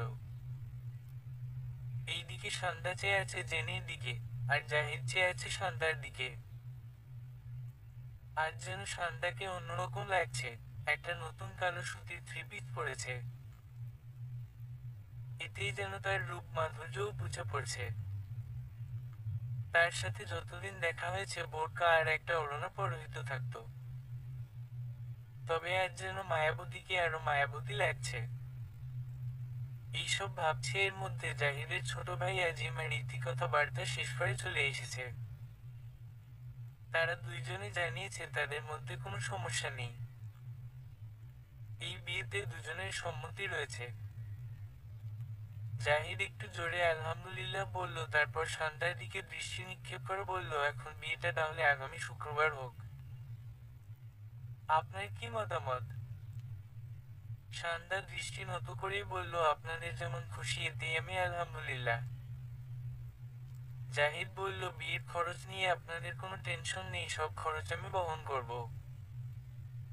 আর তাছাড়া বিয়ে সেন্টারে হবেই।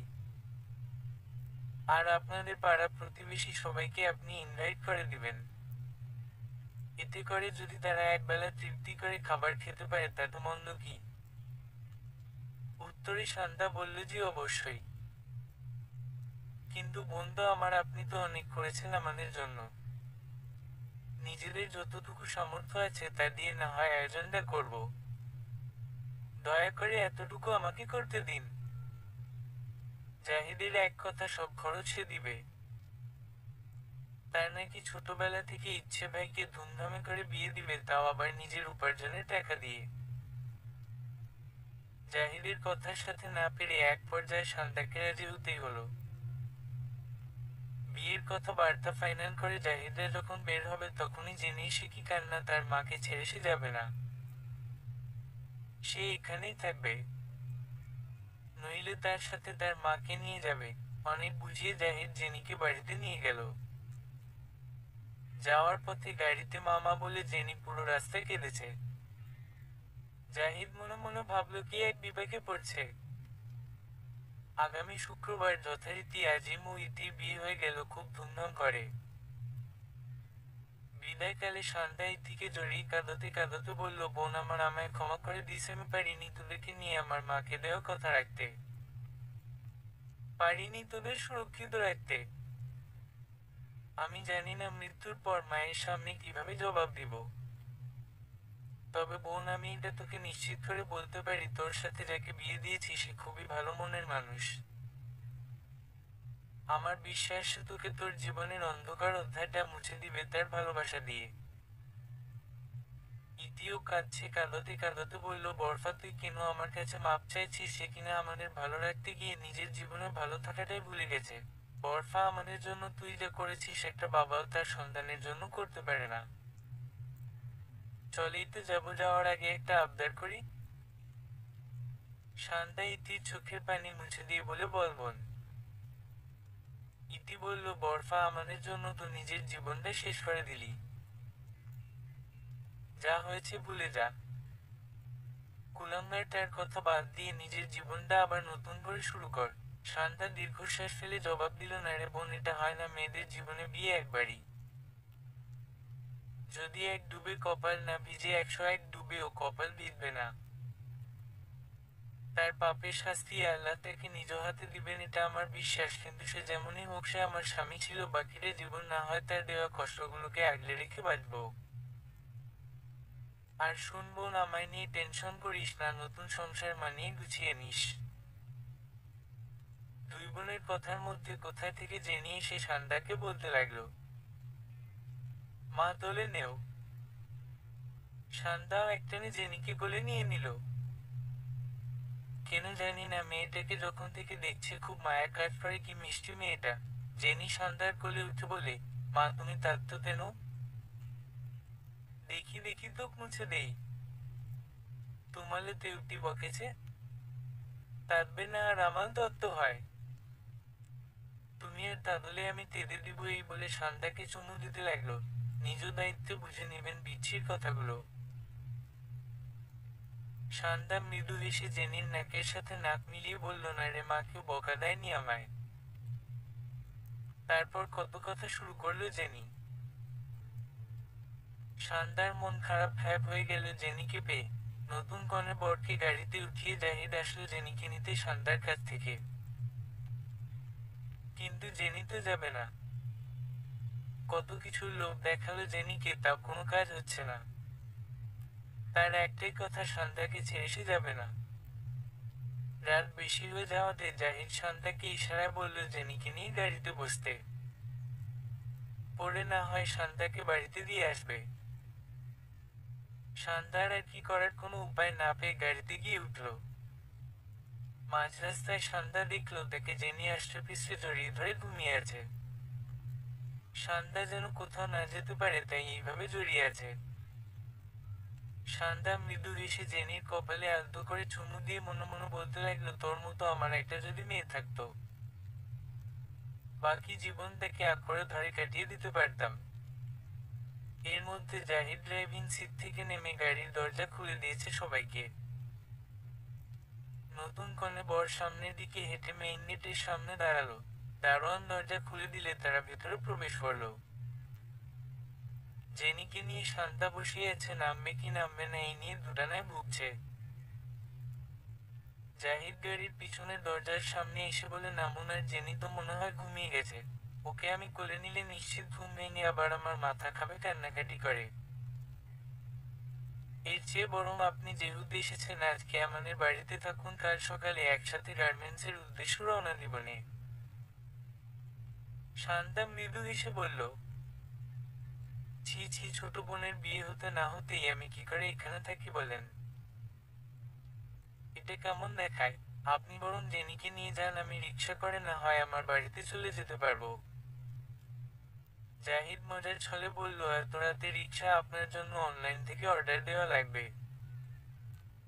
আচ্ছা, এত যখন দ্বিধা আপনার আসুন, কতক্ষণ রেস্ট নিয়ে আমি আপনাকে আপনাদের বাড়িতে ড্রপ করে দিয়ে আসবো। এই বলে শান্তাকে বাড়ির ভিতর নিয়ে গেল। শান্তার যেতে মন না চাইলেও এক প্রকার বাধ্য হয়ে যেতে লাগলো। জেনিকে কোলে করে মেইন গেটের ভিতর ঢুকে শান্তা পুরো হয়ে দাঁড়িয়ে থাকলো। সে যেন এক রাজপ্রাসাদে চলে এসেছে। এত সুন্দর কারুকার্য দিয়ে বাড়িটা বানানো, এক কথায় চোখ জোড়ানোর মতোই। তার মধ্যে পুরো বাড়িতে বিয়ের লাইটিং দিয়ে সাজানো। শান্তা যতই বাড়ির ভিতর প্রবেশ করছে ততই যেন অবাক হচ্ছে। শান্তা মনে মনে বাড়ির মালিকের রুচির প্রশংসা করল। জেনিকে নিয়ে তার বেডরুমে শুইয়ে দিল। জাহিদ বলল, জেনির বেডরুমের পাশে একটা অ্যাডজাস্ট বাথরুম আছে, ওইটায় গিয়ে ফ্রেশ হয়ে আসুন। তারপর হালকা নাস্তা করে আপনাকে বাড়িতে পৌঁছে দিব। শান্তা বলল, তা দরকার নেই। কিন্তু জাহিদ অগ্নিলুকে শান্তার দিকে তাকিয়ে বলল, আচ্ছা, আপনার সমস্যা কি? সবকিছু তো নানা করেন কেন এত? যা বলছি তাই করুন। শান্তা আর কি করবে? ফ্রেশ হয়ে শান্তা সিঁড়ি দিয়ে ড্রয়িং রুমে নেমে আসলো। এসে দেখলো জাহিদ আজিম বসে আছে, আর ইতিকারের মহিলার হাত থেকে খাবারগুলো নিয়ে টেবিল উপর রাখছে। এতে জাহিদের আজিম বারে বারে নিষেধ করছে ইতিকে এইসব না করতে। ইতি আর কি করবে, এক জায়গা দাঁড়িয়ে আছে। শান্তাকে দাঁড়িয়ে থাকতে দেখে জাহিদ এগিয়ে এসে বলল, আসুন। একটা চেয়ার টেনে নিয়ে শান্তাকে বলল বসার জন্য। শান্তাও বসলো। সবাই বসলো শান্তার সাথে। সবাই যেহেতু বিয়েতে কম বেশ খেয়েছে, এখন কারো কিছু খাওয়ার ইচ্ছে নেই। সবাই কফি এর সাথে কিছু ফল খাচ্ছে। হঠাৎ করে শান্তা বলে বসলো, কিছু যদি মনে না করেন তবে কি একটা প্রশ্ন করতে পারি? জাহিদ বলল, হুম, অবশ্যই বলেন। শান্তা বলল, আপনাদের বিয়ে বাড়ি, অথচ আপনাদের আত্মীয় স্বজন কাউকে দেখছি না যে? এই কথা শুনে জাহিদের আজিম মুখ চাওয়াচাই করতে লাগলো। তারপর জাহিদি বলতে লাগলো, আসলে আমাদের মায়ের মৃত্যুর পর আমরা দুই ভাই খুবই একা হয়ে গিয়েছিলাম। বাবা ছিল বিদেশে। আমার মায়ের এক ভাই ছিল। মামা এসে নিয়ে যায় আমাদের তাদের বাড়িতে। কিন্তু আমাদের মামা ও মামির মূল উদ্দেশ্য ছিল আমাদের সম্পত্তি ভোগ করা। তারা বাবাকে প্রায় কল করতো টাকার জন্য, কিন্তু বাবার তেমন ইনকাম না থাকাতে যা পারত দিত। কিন্তু সেই টাকা মামা ও মামি আত্মসাৎ করত। খুব নির্যাতন নিপীড়নের মধ্যে দিয়ে দুই ভাই যখন বড় হলাম, তখনই তাদের আসল রূপ বের করলো। তারা আমাদের ভুলিয়ে বালিয়ে মায়ের নামে যত সম্পত্তি ছিল সব তাদের নামে লিখে নিয়েছে। তারপর আমাদের ঘর থেকে বের করে দেয়। আমাদের আল্লাহর দুনিয়াতে আর যাওয়ার জায়গা ছিল না কোথাও। না ছিল কোনো চাচা, আর না ছিল কোনো ফুফু। কয়েকদিন পর বাবা দেশে ফিরে আসে। আমরা তখন স্কুলে বারান্দায় দিনযাপন করতাম। বাবা কার কাছ থেকে খবর পেয়ে আমাদের সাথে করে ঢাকায় চলে আসে। তারপর থেকে মামা মামির কোনো খোঁজ নেইনি। আর বাবাও আমাদের দিকে চেয়ে দ্বিতীয় কোনো বিয়ে করেননি। তারপর পড়ালেখা করে, বহু পরিশ্রম করে, বহু পরিস্থিতির শিকার হয়ে আজ আমি আর আমার ভাই এই অবস্থানে। আল্লাহর দুনিয়াতে আমাদের আত্মীয় স্বজন ছিল না, আর এখনো নেই। এই বলে জাহিদ দীর্ঘশ্বাস ফেলে আজিমের উদ্দেশ্য বলল, আজিম, তোর রুম সাজানো, ওদের আমি টাকা পে করে দিয়েছি। ওদের রুম সাজানো হলে বুয়াকে বলে দিস ওদের খাইয়ে বিদায় করতে, আর তোরা রুমে চলে যাস। আমি ইতির বোনকে দিয়ে আসি। উনাকে বললাম আজ রাতটা থাকার জন্য, কিন্তু উনি আমাদের জেনির মতো এক কথার মানুষ। তাই আর কি করার ইতি, তোমার বড় ফাঁকি কিছু বললে বলো, আমি গাড়িতে আছি। জাহিদ চলে গেল গাড়ির কাছে, আজিম চলে গেল তার রুমে ডেকোরেশন করা লোকদের কাছে। ইতি বলল, বরফা আজ রাতটা থাক। আমি তোকে ছাড়া থাকবো কেমন একলেই বাড়িতে? শান্তা ইতির গাল টেনে বলল, পাগলি বোন আমার লোকে শুনে কি বলবে? বলবে ছোট বোনের সাথে বড় বোনও চলে এসেছে, কেমন নির্লজ্জ। আর তুই কেমনে একা, তোর স্বামী আছে, বড় ভাইয়ের সমতুল্য ভাসুর আছে, আর ছোট একটা মেয়ে আছে। দেখবি জেনিকে পেলে আর একা মনে হবে না। আগলে রাখিস সবাইকে। এই বলে ইতির কপালে চুমু কেটে চলে গেল শান্তা। ড্রাইভিং সিটে বসে গাড়ি চালাচ্ছে জাহিদ, আর পিছনের সিটে বসে আছে শান্তা।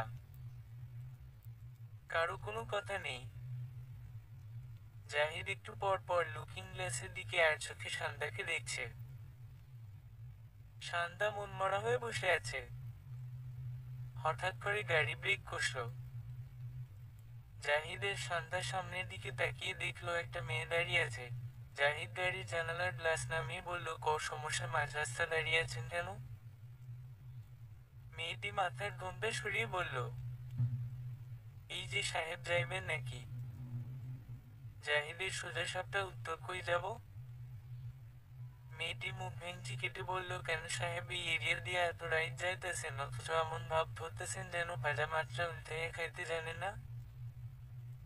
বুঝছি আপনার রেট কমানো লাগবো। যান 1000 দিয়েন, তাও নাটক বন্ধ কইরা নাইমা আসেন। আজকে কোনো কাস্টমারও পাইতেছি না। আসেনি বলে থামলো মেয়েটি।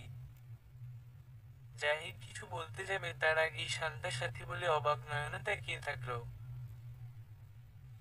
সাথী শান্তার দিকে তাকিয়ে তাড়াতাড়ি চলে যাওয়ার জন্য পা বাড়াতে নিলে শান্তা গাড়ি থেকে নেমেই সাথীর হাত শক্ত করে ধরে বলতে থাকে, সাথী কেমন আছিস বোন? এই কি অবস্থা তোর? চেহারা এমন শুকিয়ে গেছে কেন তোর? তোকে কত খুঁজেছি আমি, কোথায় হারিয়ে গিয়েছিস? সাথী এক ঝটকায় হাত সরিয়ে বলল, কে আপনি? আর আমার নাম সাথী না, আমি লাইলি। একটা পান মুখে দিয়ে বলল, ও এইবার বুঝছি সাহেব কেন আমার সাথে আসে নাই। লগে সুন্দরী বউ হয়তো, তার ডরে আর নাই। শান্তা বলল, সাথী চুপ কর, উনি আমার কিছুই না, ওনার ভাইয়ের সাথে আজ থেকে বিয়ে দিয়ে আসলাম। আস্তে আস্তে লেট হয়ে গেছিল, তাই উনি আমার বাড়ি পৌঁছে দিচ্ছে। এখন চল আমার সাথে বোন। এই বলে হাত টেনে নিয়ে যেতে লাগলো শান্তাকে। সাথী এক ঝটকায় হাত সরিয়ে বলল, কি সমস্যা আপনার? আমি একজন পাথিতা, আর আমার নাম লাইলি। এইসব পাথিতাদের কোনো পরিবার, আত্মীয় স্বজন কেউ থাকে না। খুব জোরে কথাগুলো বলে থামলো। তার মধ্যে একজন মধ্যবয়স্ক মহিলা পান চিবুতে চিবুতে এসে সাথীকে উদ্দেশ্য করে বলতে লাগলো, কিরে লাইলি, কাস্টমার পাস নাই বুঝি? না পেলে আর কি করবি, শোন, আজ রাত রেস্ট নে, কালকে তোকে অন্য জায়গায় চলে যেতে হবে। এই বলে মধ্যবয়স্ক মহিলাটি চলে গেল। মহিলাকে দেখে বোঝা যাচ্ছে উনি হয়তো এইসব কাজের প্রধান। সাথী ও মধ্যবয়স্ক মহিলার পিছন পিছন হাঁটা ধরল। সাথী বলে শান্তা ডাক দিতে যাবে, অমনি জাহিদ গাড়ি থেকে নেমে বলল, শান্তা গাড়িতে উঠুন। আসলে আমি তাড়াতাড়ি পৌঁছানোর জন্য এই পথে যাচ্ছিলাম। কে জানতো এখানে এত রং তামাশার এলাকা। চলে আসুন। বাই দা ওয়ে, এই মেয়েটাকে কি আপনি চিনতেন? শান্তা মনে মনে ভাবল, তার বোন যে এখন পতিতা, এটা তার ছোট বোনের ভাসুর, কোন চোখে দেখবে, তার চেয়ে বরং চেপে নেওয়াটাই উত্তম। এই ভেবে শান্তা বলল, না চিনি না, কিন্তু আমি যে বলছিলাম আমার মেজ বোন হারিয়ে গেছে, ওর মধ্যে কিছু লেগেছিল। কিন্তু না, ও আমার বোন ছিল না।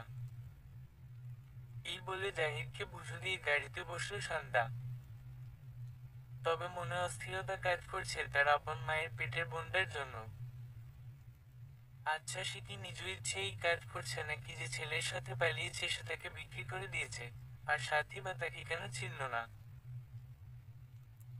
অনেকগুলো প্রশ্ন জমা হলো শান্তার কাছে। সবশেষে একটা উত্তর মিলল, সাথী হয়তো নিজ ইচ্ছে বা কোনো কারণে এই কাজে যোগ দিয়েছে আর লোকলজ্জায় এবং সন্ধ্যাকে ঘৃণা করাতে তাকে চিনে না চিনার ভান করেছে। তার নিজের বোন দেখে এতই ঘৃণা করে তা কোনো কারণ ছাড়া, এটা ভেবে সন্ধ্যা চোখ বেয়ে দুফুটো অশ্রু গড়িয়ে পড়ল। সে পারছে না, বুক পাঠিয়ে চিৎকার করে কাঁদতে। হয়তো একটু চিৎকার করে কাঁদলে নিজের মনটা হালকা লাগতো।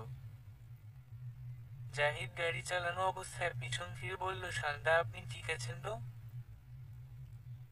এই তো আমরা চলে আসছি, আর বেশি দূর নেই।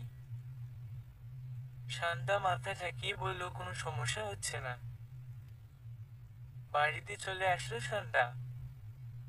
বস্তির মোড়ে নামিয়ে দিয়ে গেছে জাহিদ। বস্তির মানুষ তাদের একসাথে দেখলে অনেক কিছুই ভাবতে পারে, এটা ভেবে সন্ধ্যা জাহিদকে বলল মোড়ে নামিয়ে দিতে।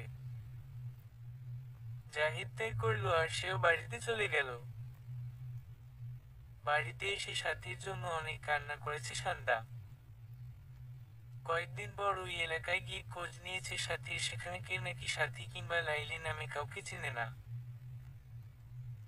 সন্ধ্যা নিরাশ হয়। সে বুঝতে পারে না আল্লাহ তার কাছ থেকে সবাইকে কেড়ে নিচ্ছে কেন, প্রথমে তার মেজ বোন, দ্বিতীয় আরিফ। আরিফের কথা মনে পড়তেই নিজের মনটা হু করে কেঁদে ওঠে। আচ্ছা, মানুষটা কি আজও বেঁচে আছে? বেঁচে থাকলেও সে কোথায় আছে, কেমন আছে? উত্তর খুঁজে পায় না সন্ধ্যা।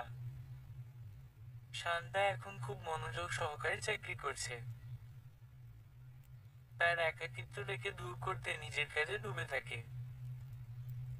চাকরি করে এসে নিজের একার সংসারে কাজকর্ম করে, আর অবসরে বস্তির মানুষের জামা কাপড় সেলাই করে ফ্রিতে। মাঝে মাঝে ইতি এসে দেখা করে যায়। জেনি নাকি আসার জন্য খুব কান্নাকাটি করে, কিন্তু জেনির বাবা আসতে দেয় না। এভাবে বছর কেটে যায়। একদিন সন্ধ্যা গার্মেন্টসে একটা কর্মীকে কাজ বুঝাতে ছিল। হঠাৎ করে জেনি এসে পিছন থেকে জড়িয়ে ধরে। মা ধলে ফেলেছি তোমায়, আর যেতে দিব না তোমায়। সন্ধ্যা পিছন ফিরে দেখতে পেল জেনি দাঁড়িয়ে বিশ্বজয়ের হাসি দিয়ে কথাগুলো বলছে। এক পলকে জেনিকে কোলে নিয়ে চুমু দিয়ে সন্ধ্যা বলল, কেমন আছো মামনি? আর কার সাথে এসেছো? তুমি জানলে কেমনে আমি এখানে? জেনির উত্তর, উহ, আস্তে আস্তে বলো, আমি পিত্তি হয়ে এত প্রশ্নের উত্তর কিভাবে দিব এত সাথে? জেনির কথা শুনে সন্ধ্যা হেসে দেয়। সন্ধ্যা বলে, আচ্ছা মামুনি, আমার ভুল হয়েছে, আস্তে আস্তে বলো। জেনি, প্রথমে আমি ভালো নেই তোমায় ছাড়া। দ্বিতীয়ত আমি বাবার সাথে এসেছি। তৃতীয়ত কাকিয়া বলছে তুমি নাকি আমার বাবার অফিসে কাজ করো, তাই বাবাকে বলছি তোমার অফিসে নিয়ে চলো। বাবা নিয়ে আসছে, বাবাকে ফাঁকি দিয়ে আমি ম্যানেজার আঙ্কেলকে তোমার নাম বলছি বলে উনি আমাকে তোমার কাছে এনে দিচ্ছে। শান্তা, মাশাআল্লাহ, আমার মামুনির তো অনেক বুদ্ধি হয়েছে দেখছি। তো কি খাবা বলো, তোমাকে এনে দেই? জেনি, না আমি কিছুই খাবো না, তুমি কাছে থাকলে আমার খিদা দম দিতে লাগে না। শান্তা, ওরে পাকনিটা। ওদের এমন খুনসুটির মধ্যে জাহিদ রাগ নিয়ে তেড়ে আসলো জেনির দিকে।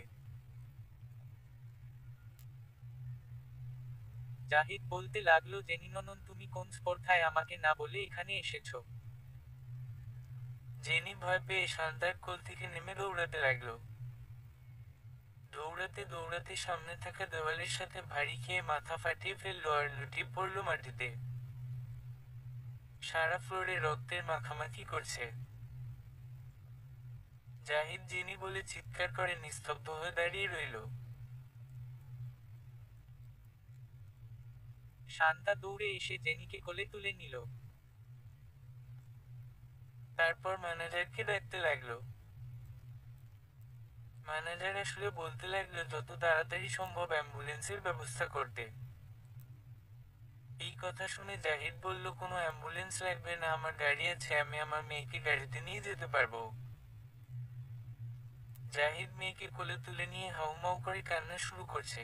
সন্ধ্যা জাহিদকে বুঝাতে লাগলো এটা কান্নার সময় নয়, যত দেরি তো তত ক্ষতি। জাহিদ এই কথা শুনে হুঁসে ফিরল। মেয়েকে নিয়ে সিঁড়ি বেয়ে গাড়িতে উঠল। পিছন পিছন শান্তা ছুটল। শান্তা গাড়ির পিছন সাইডে বসলে তার কোলে জেনিকে দিয়ে জাহিদ দ্রুত গাড়ি চালাতে থাকে। হাসপাতাল আসলে ডাক্তার দ্রুত রক্তের ব্যবস্থা করতে বলে। বড় আঘাতের ফলে প্রচুর রক্তক্ষরণ হয়েছে, যার ফলে মাথায় সেলাই দিতে হবে। শান্তার রক্তের গ্রুপের সাথে জেনির রক্তের মিল থাকাতে বেশ খাটনি পোহাতে হয়নি তাদের। অপারেশন রুমে ঢুকানো হলো জেনিকে। 1.5 ঘন্টা পর অপারেশন রুম থেকে ডক্টর বের হলে শান্তা জাহিদ দৌড়ে ডাক্তারের সামনে যায়। ডাক্তার তাদের দেখে বলে, দেখুন, তাড়াতাড়ি রক্ত জোগাড় করতে পারায় তেমন বড় ক্ষতি হয়নি, তবে 7 সেলাই দিয়েছি, আর আঘাতটা খুব গভীরে পেয়েছে। এখন আপাতত কেবিনে শিফট করে দিব, তবে 24 ঘন্টা জ্ঞান ফিরে ছাড়া এখন কিছু বলা সম্ভব হচ্ছে না। এই বলে ডক্টর চলে গেছেন। একটু পর আজিম আর রীতি আসলো। আজিম জাহিদকে জড়িয়ে ধরে বুঝাতে লাগলো। অপরদিকে ইতি শান্তাকে জিজ্ঞেস করলে, কেমন হলো বরফা? শান্তা কাঁদতে কাঁদতে সব বলল। ইতিও কাঁদতে লাগলো। কয়েক মিনিটের ব্যবধানে মানুষের জীবন কি থেকে কি হয়ে যায় সেটা জেনে হলো বড় উদাহরণ। 24 ঘন্টা পেরিয়ে গেল, কিন্তু জেনির জ্ঞান ফিরছে না। তা দেখে জাহিদ কান্নাতে ভেঙে পড়ল। অপরদিকে শান্তা জায়নামাজ বিছিয়ে আল্লাহর কাছে অনেক কান্নাকাটি করছে, যেন জেনিকে সুস্থ করে দেয়। তার জীবনের বিনিময়ে হলে যেন ছোট্ট মেয়েটার জীবন আল্লাহ ফিরিয়ে দেন। কতক্ষণ পরেই জেনির কেবিনে নিয়োজিত নার্স ডাক্তার বলে দ্রুত চিৎকার করতে লাগলো। নার্সের ডাকবার সঙ্গে সঙ্গে ডাক্তার এসে কেবিনে ঢুকলো। জাহিদ, আজিম, শান্তা, ইতি সবাই রুমে ঢুকতে চাইলে নার্স বের করে দেয়। কিছুক্ষণ পরে ডাক্তার রুম থেকে বের হয়ে বলেন যে, এখানে জেনির মাকে। সবাই তো হাঁ করে রয়েছে ডাক্তারের পানে। জেনির মা কোথায় থেকে পাবে? শান্তা ঠিকই বুঝতে পারল জেনি কাকে মা বলছে। তাই দেরি না করে ডাক্তারকে বলছে, আমি জেনির মা। এই কথা শুনে জাহিদ সহ সবাই শান্তার দিকে অবাক দৃষ্টিতে তাকিয়ে রইল। ডাক্তার, শুনুন, জেনির জ্ঞান ফিরছে, তবে বিড় করে কি যেন বলছে। আমরা কিছুই বুঝতে পারিনি, তবে মামা বারবার রিপিট করছে। তাই ভাবলাম হয়তো আপনাকে কিছু বলতে চাইছে, আর হ্যাঁ, আপনি এমন কিছু বলবেন না যেন মেয়ের উপর মানসিকভাবে চাপ পড়ে। কেমন? শান্তা, ঠিক আছে ডাক্তার সাহেব। এই বলে শান্তা দৌড়ে জেনির কাছে গেল। জেনি, দেখ মা, আমি এসেছি তোর কাছে। জেনি অর্ধ চোখ খুলে, মা তুমি এসেছ? আমার মা তুমি? তুমি কোথাও যাবা না বলো? শান্তা শান্তা কপালে চুমু দিয়ে বলল, না মা। কোথাও যাবে না তোর মা? জেনি, আমার বাবা তো খায়। রুম থেকে বাহিরে গিয়ে শান্তা জাহিদকে ডেকে আনলো রুমে। জেনির পাশে বসে জাহিদ জেনির হাত ধরে অঝরে কেঁদে দিল। জেনি, হয়েছে, আর কাঁদতে হবে না। তুই ভাবছিলে আমি মাকে তোমাকে ছেড়ে আল্লাহর কাছে চলে যাব? না, ছেড়ে যাব না বাবা, আমি একদা জিনিস চাইবো। আগে একটা প্রমিস দিতে হবে আমালে। না রাখলে আল্লাহর কাছে চলে যাব। জাহিদ, না মা, এইসব বলতে নেই। তোকে ছাড়া যে আমার কে নেই, কি বলবি বল। আজ যা চাইবি তাই পাবি, প্রমিজ। জেনি, তত্তি। জাহিদ জেনির হাতে চুমু দিয়ে, সত্যি। জেনি, আমি আমার মায়ের সাথে সবসময় থাকতে চাই। তুমি আমার মাকে আমার থেকে দূরে কোথাও সরিয়ে দিবা না, প্রমিজ করো। জাহিদ মনে মনে আল্লাহর কোন মহান সিদ্ধে পড়লাম। কিছু একটা বলতে যাবে তার আগে আজিম জাহিদের কাঁধে চাপ দেয় যেন প্রমিজটা করে। আজিম জাহিদের কানে কানে বলে, ভাইয়া ডাক্তার কি বলছে শুনো নাই? কোনো মানসিক প্রেশার যেন মাথায় না পড়ে। এখন যেটা বলছে ওইটা শুনো, পরেরটা পরে দেখা যাবে। জাহিদ একটা শুকনো ঢোক গিলে বলল, প্রমিজ মামুনি, তোদের মা মেয়েকে কখনো আলাদা করব না। এতক্ষণ ধরে সান্ধ্যা সব শুনছিল মাথা নিচু করে, কিন্তু জাহিদের কথা শুনে কেন জানি না বুকের বা পাশে কেমন একটা অনুভব হলো। সে জন্ম না দিয়ে কেমন করে একটা ছোট্ট প্রাণের মা হয়ে গেল। তার মধ্যে জাহিদের বলা মা মেয়ে শব্দটা বুকের বা পাশে তীর গাঁথার মতো অনুভূতিটা ছিল। চাইলেও অস্বীকার করতে পারবে না এইসব। কারণ সবচেয়ে জরুরি হলো জেনিকে সুস্থ করে তোলা। এতক্ষণ পর্যন্ত মিথ্যা আশ্বাস দিয়ে বাঁচা গেলে জেনি তারপর যা বলল তা শুনে সবার পায়ের তলা থেকে মাটি সরে গেল যেন। জেনি, বাবা আমি আজ অনেক খুশি। তুমি এইবার এতটা মাকে তুমু দেও, তারপর আমালে একটা তুমু দেও। তারপর আমার বেডের দুপাশে দুজন শো। জাহিদ এবং সান্ডা, এইসব কি বলছো মামুনি? জেনি, ঠিকই তো বলতি। আমার বেস্ট ফ্রেন্ড তান্নি বলতে ওর যখন অসুখ হয় ওর বাবা মা তুমু দেয়, তারপর তারা একসাথে ঘুমায়। এতে নাকি তান্নি ভালো হয়ে যায়। এমন কথা শুনে কারো মুখে কোনো কথা নেই। মেয়েকে সুস্থ করতে এমন পরিস্থিতির মুখোমুখি পড়বে তা কখনো ভাবতে পারেনি। জাহিদ রুম থেকে বের হয়ে গেছে। সান্ডা থ মেরে বসে আছে। অপরদিকে জেনি কেঁদে যাচ্ছে। ইতি আজিম নানানভাবে চেষ্টা করছে জেনিকে মানিয়ে নিতে, কিন্তু কন্ডিশন ভয়াবহ পরিস্থিতির দিকে চলে যাচ্ছে। একটু পর জেনি মাথা ধরে কেমন যেন ছটফট করতে লাগলো। এই দেখে শান্তা ডাক্তারকে ডেকে আনলো। ডাক্তার এসে বলল, ডাক্তার, ও মাই গড, আগে বলেছি বাচ্চাকে হার্ট করবেন না। ডাক্তার উপায় না পেয়ে জেনিকে ঘুমের ইনজেকশন পুশ করে চলে যায়। আজিম ইতিকে ডেকে নিয়ে আড়ালে বলল, আজিম, ইতি জেনিকে সুস্থ করার একমাত্র উপায় হলো তোমার বোন আর আমার ভাইকে এক করা। আমিও চাইতাম তোমার বোনকে আমার ভাইয়ের বউ করতে, কিন্তু এই পরিস্থিতিতে যে করতে হবে তা কখনো ভাবিনি। তুমি তোমার বোনকে ম্যানেজ করো আর আমি আমার ভাইকে। ইতি, কিন্তু আমার মনে হয় না ওরা কেউ রাজি হবে। দাঁড়ি, আজিম, তুমি কি চাও না আমার ভাতিজি জেনি সুস্থ হোক? ও একটা সুন্দর পরিবার পেয়ে বড় হোক? ইতি, তা অবশ্যই চাই। আজিম, তাহলে আর কথা না বাড়িয়ে ওদের রাজি করাও। আর তাছাড়া আমার ভাইয়ের মনে তোমার বোনকে নিয়ে ভালোবাসার ইঙ্গিত আমি মালুম করতে পেরেছি। আমার মনে হয় না ভাইয়াকে রাজি করাতে বেশি কষ্ট করতে হবে, আর আমার ভাইয়ের দুর্বল দিক হলো জেনি। জেনিকে সুস্থ করতে হলেও ভাইয়া বিয়েটা করবেন দেখে নিও। এখন যাও, তুমি তোমার বোন কি বলে শুনে আসো। তারপর না হয় আমি সহগেই বুঝালাম। ইতি আচ্ছা বলে চলে গেল। ইতি মনে মনে খুব খুশি হলো, যাই হোক তার বোন অবশেষে একটা নতুন জীবন পাবে, আর দু বোনে একই বাড়িতে একই সাথে থাকবে। বরফা রাজি হলে আর ভাবতে পারছে না সে। কেবিনের সামনে চেয়ারে হেলান দিয়ে বসে আছে সান্ডা। তাকে দেখেই বোঝা যাচ্ছে কত রাত নির্ঘুম কাটিয়েছে চোখগুলো, তার মধ্যে তো কান্নাকাটি আছেই। ইতি মনে মনে বিড়বিড় করে বলল, বরফা এই চোখ এখন থেকে শান্তির ঘুম ঘুমাবে দেখবি। একবার শুধু রাজি হয়ে যাইছো প্লিজ।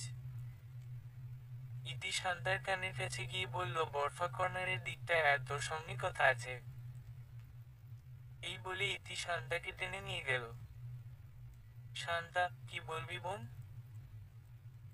ইতি, বরফা কিভাবে যে বলি। বরফা তুই কি চাস না জেনি সুস্থ হোক? শান্তা, সেটা তো অবশ্যই চাই। ইতি, বরফা জেনিকে কি তোর দেখলে মায়া লাগে না? দেখ তুই কত সুন্দর করে তোকে মা ডাকে। প্লিজ বরফা, মেয়েটার জীবন বলতে গেলে তোর হাতে, তুই ওর বাবাকে বিয়ে করে ওকে একটা সুস্থ জীবন দে। শান্তা, ইতি তোর মাথা ঠিক আছে? স্যার কিংবা তোর স্বামী শুনলে কি ভাববে বলতো? ইতি, আরে ওরা দুই ভাই রাজি। আর আমার স্বামী তোর কাছে পাঠিয়েছে প্রস্তাব নিয়ে। আর আমার ভাসুর নাকি তোকে ভালোবাসে, আর এটা আমার উনি বুঝতে পেরেছে। শান্তা, আমি তোকে আগেই বলেছি মেয়েদের বিয়ে একবার। আমি যে জায়গায় হোঁচট খেয়ে পড়েছি আমি চাই না একই জায়গায় আবার হোঁচট খাই। ইতি, একবার ভেবে দেখ বরফা। এক জিনিস বারবার জীবনে ঘটবে তা কিন্তু নয়। সব পুরুষ তো সমান না, এটা তো তুইও বলতি, তবে কেন এখন মানতে চাইছিস না? শান্তা, আর একটা কথা শুনতে চাই না আমি। ইতি মন খারাপ করে চলে আসে, কেবিনের সামনে চেয়ারে বসে থাকে। অপরদিকে আজিম নিয়ে জাহিদকে দেখতে পেল। জাহিদ হাসপাতালের রেলিং ধরে দাঁড়িয়ে আছে, আর নিচের দিকে তাকিয়ে কি যেন দেখছে খুব মনোযোগ সহকারে। আজিম জাহিদের পিছনে গিয়ে দাঁড়ালো, গিয়ে দেখতে পেল তিনটা কবুতর একসাথে হাঁটাহাঁটি করছে। বড় দুইটা কবুতর ছোট কবুতরটাকে মুখে করে খাবার এনে খাওয়াচ্ছে। আজিম এটাকে একটা প্লাস পয়েন্ট বানিয়ে ফেলল। আজিম উহু কাশির ভান করে। জাহিদ নড়েচড়ে উঠল, তারপর আবার কবুতর দেখায় ব্যস্ত হয়ে গেল। আজিম, আচ্ছা ভাইয়া, কবুতরগুলোর মধ্যে পুরুষ কবুতরটা হলে তুমি, মহিলা কবুতরটা হলো শান্তা আপু, আর পিচ্ছি কবুতরটা হলো আমাদের জেনি। কেমন হবে বলতো? জাহিদ মৃদু হেসে মশকরা করছিস? আজিম, ছি ভাইয়া, তুমি আমার বড় ভাই, এর বড় ভাইয়ের সাথে কেউ মশকরা করে? জাহিদ, কি বলবি হেয়ালি না করে বল। আজিম, এই তো লাইনে আইছো। জাহিদের হাত দুটো ধরে, ভাইয়া আমি চাই এই কবুতরদের মতো তোমার একটা সংসার হোক, আমাদের জেনি একটা মা পাক। একটা সুন্দর জীবন তুমি আর জেনি ডিজার্ভ করো। এভাবে জীবন যায় না। ভাবি যাওয়ার পর তোমাকে অনেকবার মেয়ে দেখিয়েছি, কিন্তু কাউকে তোমার পছন্দ হইতো না, আর নইলে বলো তাই জেনিকে যদি কষ্ট দেয়। কিন্তু ভাইয়া আমি তোমার ছোট ভাই, আমাদের কি রক্ত। পুরোটা না পারলেও একটু আদটু তোমার মনের ভাষা পড়তে পারি। আমি যত দূর বুঝতে পেরেছি তুমি শান্তা আপুকে পছন্দ করো। আমি সেদিন বুঝতে পেরেছি যেদিন রাতে তুমি ছাদে গিয়ে তোমার মোবাইলে আমাদের বিয়েতে উঠানো শান্তা আপুর ছবিগুলো জুম করে দেখছিলে। আমি অবশ্য ছাদের দরজা খোলা কিনা চেক করতে গিয়ে দেখি ছাদে দাঁড়িয়ে আছো, আর তোমার পিছন থেকে আমি সব দেখে নিয়েছি। তুমি হয়তো কোনো একটা বাধা উপেক্ষা করে নিজের মনের কথাটি বলতে পারছো না। ভাইয়া দেখ, জেনি ও শান্তাকে মা হিসেবে মেনে নিয়েছে, এখন তোমার মতামত কি আমি সেটা জানতে চাই এখন। জাহিদ গোমরা মুখ মৃদু হেসে নিচের দিকে তাকিয়ে বলতে লাগলো, আজিম তোকে আসল কথাটা বলে দেই। আসলে আমার কোনো মেয়েকে পছন্দ হইতো না, কারণ আমি চাইতাম আমার জীবনে আমার মতো ঠকে যাওয়া মানুষকে, যে কিনা প্রথমবার বিশ্বাসঘাতকতার শিকার হয়ে আমায় ও আমার মেয়েকে খুব ভালোবাসবে হারিয়ে ফেলার ভয়। আমি যেদিন শান্তাকে প্রথম দিন দেখেছি, বিশ্বাস করো, ওর মায়া ভরা মুখ আর ওর সরলতায় প্রেমে পড়ে গেছিলাম। কিন্তু তখন নিজেকে আশ্বস্ত করলাম আমার মতো এক বাচ্চার বাপকে এই মেয়ে কখনো বিয়ে করবে না। কিন্তু যখন তোর বউকে রক্ত দিয়ে ওর কাছ থেকে ঘটনা শুনতে চাইলাম, ও কেন জানি না এমন মায়াভরা কণ্ঠে নিজের জীবনের ইতিহাস বলল, আমি মনে মনে সেদিনই প্রতিজ্ঞাবদ্ধ হলাম যে বিয়ে করলে এই মেয়েকে করব। আসার সময় আমার কার্ডটা দিয়ে আসলাম। হয়তো ফোন দিয়ে মিনিমাম ধন্যবাদটাও জানাতে পারি, কিন্তু না, সে ফোন দেনি। তারপর হঠাৎ করে দেখা, গার্মেন্টস দেখা। সে নাকি আমার অধীনে কাজ করে শুনে অবাকে শেষ পর্যায়ে। ম্যানেজারের সাথে ঝামেলা হওয়াতে আমার রুমে এসেছিল, সেই ফাঁকে একটা লুকিয়ে ছবি তুলে নেই। আর ওই দিনই তোর আর ইতির বিয়ের কথা আমি নিজে থেকে একবারই বলে দেই, যেহেতু আমি জানতাম তুই আমার কথা ফেলবি না। রাতে যখন বাসায় এসে তার ছবিটা জুম করে দেখছিলাম, জেনি আমাকে জিজ্ঞেস করে ডেকে, আমি তখন নির্ভয়ে বলে দিলাম তোমার মা। যেহেতু জেনির আসল মা চলে যাওয়ার পর পরই আমি তার সব স্মৃতিচারণ মুছে ফেলি। আর তাতে জেনিও এক কথায় বিশ্বাস করেনি। কিন্তু এটা নিয়ে যে আমি নিজেই বিপাকে পড়বো এটাকে জানতো। তারপর তো ও আমাদের দাওয়াত করে, আর সেদিন জেনি শান্তাকে দেখে নিজের মা বলে দাবি করে বসে। কিন্তু শান্তার তেমন কোনো রেসপন্স আমি পাইনি। আমার জেনি শান্তাকে দেখলে মামা বলে জান দিত, কিন্তু শান্তা যেন জেনির কাছ থেকে নিজেকে সরিয়ে সরিয়ে রাখত। তারপর থেকে আমিও জেনিকে সরিয়ে রাখতাম শান্তার কাছ থেকে। কি লাভ একজন মানুষকে বিরক্ত করার? কিন্তু জেনির জিদের কাছে হার মানতেই হলো। প্রতিটি রাত তুই নিজে দেখেছিস কিভাবে কান্না করত। সেটা ছিল শান্তাকে নিয়ে, কিন্তু আমি কাউকে বুঝতে দিতাম না। তারপরও তোর বউয়ের কাছে শান্তার ব্যাপারে জানতে চাইলো, তোর বউ বলল শান্তা আমার অধীনে কাজ করে, আর আমি সেটা শুনে ফেলেছিলাম। তারপর আর কি জেনি বাহানা ধরলো আমার সাথে গার্মেন্টসে যাবে। সেদিন আমার অন্য গার্মেন্টসে মিটিং থাকার সত্ত্বেও জেনিকে নিয়ে যাই। জেনিকে নিয়ে আমার কেবিনে নিয়ে বসালে হঠাৎ একটা ফোন আসাতে আমি কথা বলাতে ব্যস্ত হয়ে যাই। ফোন কাটার পর দেখতে পাই জেনি নেই। তারপর পুরো গার্মেন্টস খুঁজি তন্ন তন্ন করে। ম্যানেজারকে আমার অবস্থা দেখে আমাকে কি হয়েছে জিজ্ঞেস করলে আমি বলি জেনিকে পাচ্ছি না। ম্যানেজার বলে সে নাকি শান্তার কাছে গিয়েছে। এতে আমার রাগ উঠে যায়। ওকে তো আমি নিয়ে এসেছি, আমি নিয়ে যেতে পারতাম। কিন্তু না, সে আমাকে হুদাই হয়রানি করালো। তাই তার কাছে গিয়ে রাগ দেখালে সে ভয় পেয়ে শান্তার কোল থেকে নেমে দৌড়াতে গিয়ে দেওয়ালের সাথে বাড়ি খেয়ে এখন জীবন যুদ্ধ করছে। এই বলে জাহিদ একটা দীর্ঘশ্বাস ফেলে থামল। আজিম, বুঝতে পেরেছি ভাইয়া। এখন শুনো, যা করার আমি করব। তোমার মনের রানীকে কিভাবে তোমার মেয়ের মা বানাতে হয় সেটা আমি দেখছি। এই বলে আজিম চলে গেল। আজিম হাসপাতালের ভিতরে গিয়ে দেখতে পেল ইতি মন খারাপ করে বসে আছে। ইতিকে ইশারায় ডেকে নিয়ে আসলো। তারপর সব শুনে ইতিকে রেখে সন্ধ্যার কাছে গেল। আজিম, এইভাবে উকি ঝুঁকি মেরে আমার ভাতিজির মায়া আর বাড়াবেন না।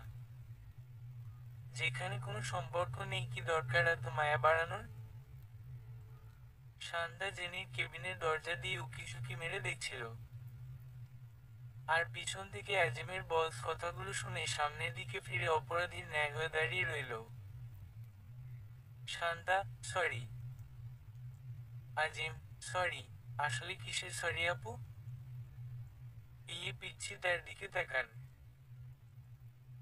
আচ্ছা, জন্ম দিলেই কি শুধু মা হওয়া যায়? জন্ম না দিলে কি মা হওয়া যায় না? আপনি কি জানেন মেয়েটা সারাক্ষণ বাড়িতে কান্নাকাটি করে শুধুমাত্র আপনার জন্য? আচ্ছা, আমি মানলাম আপনার জীবনে একটা কালো অতীত আছে। তাই বলে সারা জীবন অতীত নিয়ে কি পড়ে থাকবেন? আপনি একটু ভেবে দেখুন, পৃথিবী থেকে সুন্দরভাবে পুরো জীবন পার করতে পেরেছে? কম বেশি সবার জীবনে একটা খারাপ অতীত থাকে। তাই বলে অতীত নিয়ে কয়জনা বসে আছে? আপনি যদি এই বিয়েতে রাজি হন, আমার ভাতিজি পাবে মা, আপনি পাবেন একজন স্বামী, একটা বাচ্চা, একটা সুন্দর সংসার। আর কি চাই জীবনে বলুন? আর তাছাড়া আমার ভাইয়ের না বলা কথা আমি ভাইয়ের হয়ে বলে দিচ্ছি আপনাকে, আমার ভাইয়া আপনাকে ভালোবাসে। এইবার ডিসিশন আপনার উপর। আমার ভাতিজির জীবন মরণ আপনার উপর। আপনি যাই করবেন তাই হবে, এতে কারো কোনো আপত্তি থাকবে না? আজিম এই বলে ইতির কাছে গিয়ে বসে ইতির কানের কাছে ফিসফিস করে বলছে, আজকে বিয়ে বা করে যাবে কই?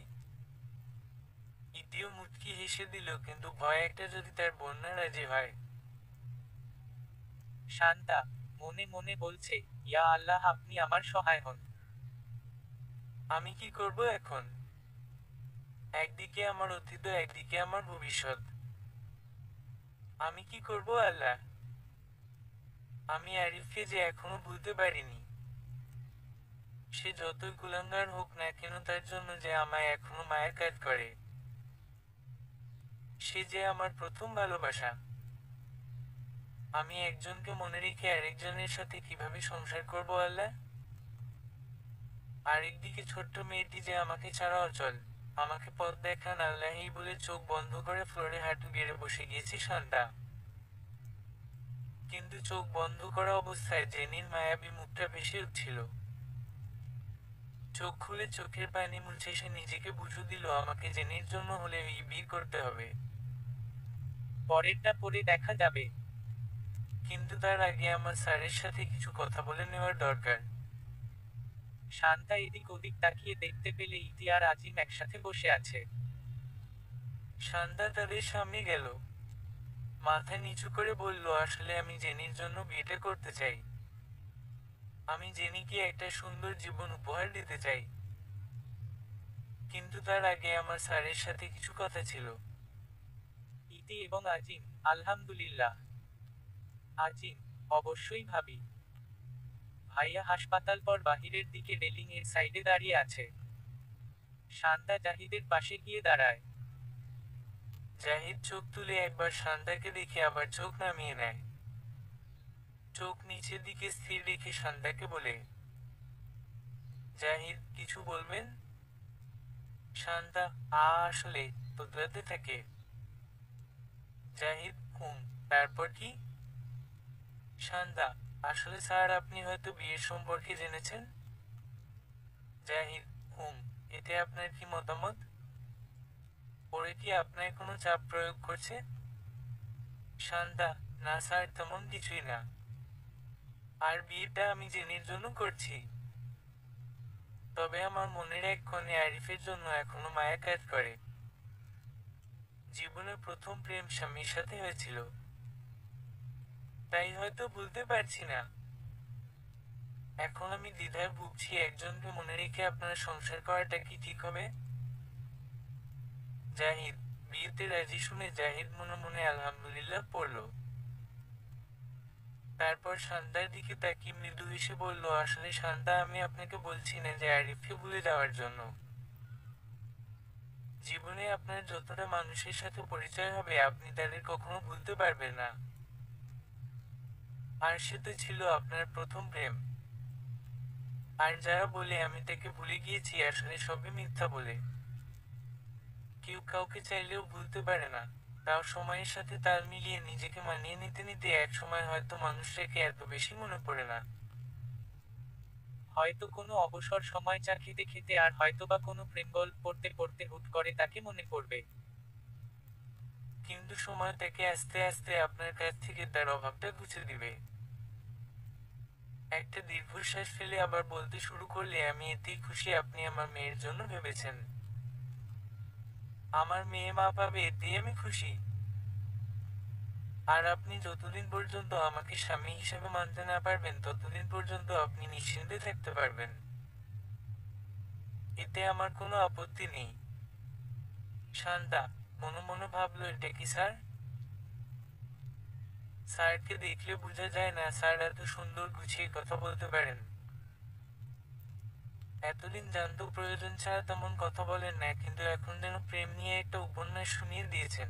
তাছাড়া স্যার যে প্রতিশ্রুতি দিয়েছেন এতেই শান্তা নিশ্চিত হলো তার জীবনে হয়তো ভালো কিছুর আগমন ঘটছে। অপরদিকে আজিম আর ইতি বেরিয়ে গেল হাসপাতাল থেকে নিজেদের গাড়ি নিয়ে। আজিম বাসা থেকে তার ভাইয়ার আর শান্তার ঘর থেকে তাদের বিয়ের জন্য সব কাগজপত্র ম্যানেজ করলো। তারপর একটা মার্কেটে গিয়ে বিয়ের কিছু কেনাকাটা করে হাসপাতাল আসলো। হাসপাতালে ইতিকে রেখে জাহিদ আর শান্তাকে নিয়ে চলল কাজী অফিসে। কাজী অফিসে পিছনের রুমে গিয়ে শান্তা একটা খয়েরি বেনারসি পরলো। আর জাহিদ শার্ট খুলেই সাদা একটা পাঞ্জাবি পরলো। এতেই তাকে অনেক আকর্ষণীয় লাগছে। শাড়ি পরে পিছনের রুম থেকে যেই না শান্তা বের হলো জাহিদ হা করে তাকিয়ে রইল। তার যেন চোখ নামছে না মায়াবতীর উপর থেকে। নিজের এভাবে দেবদেবী করে চেয়ে থাকাটা তার মায়াবতী কোন চোখে দেখবে এই ভেবে চোখ নামিয়ে নিল। বিয়ে হয়ে গেল জাহিদের শান্তার।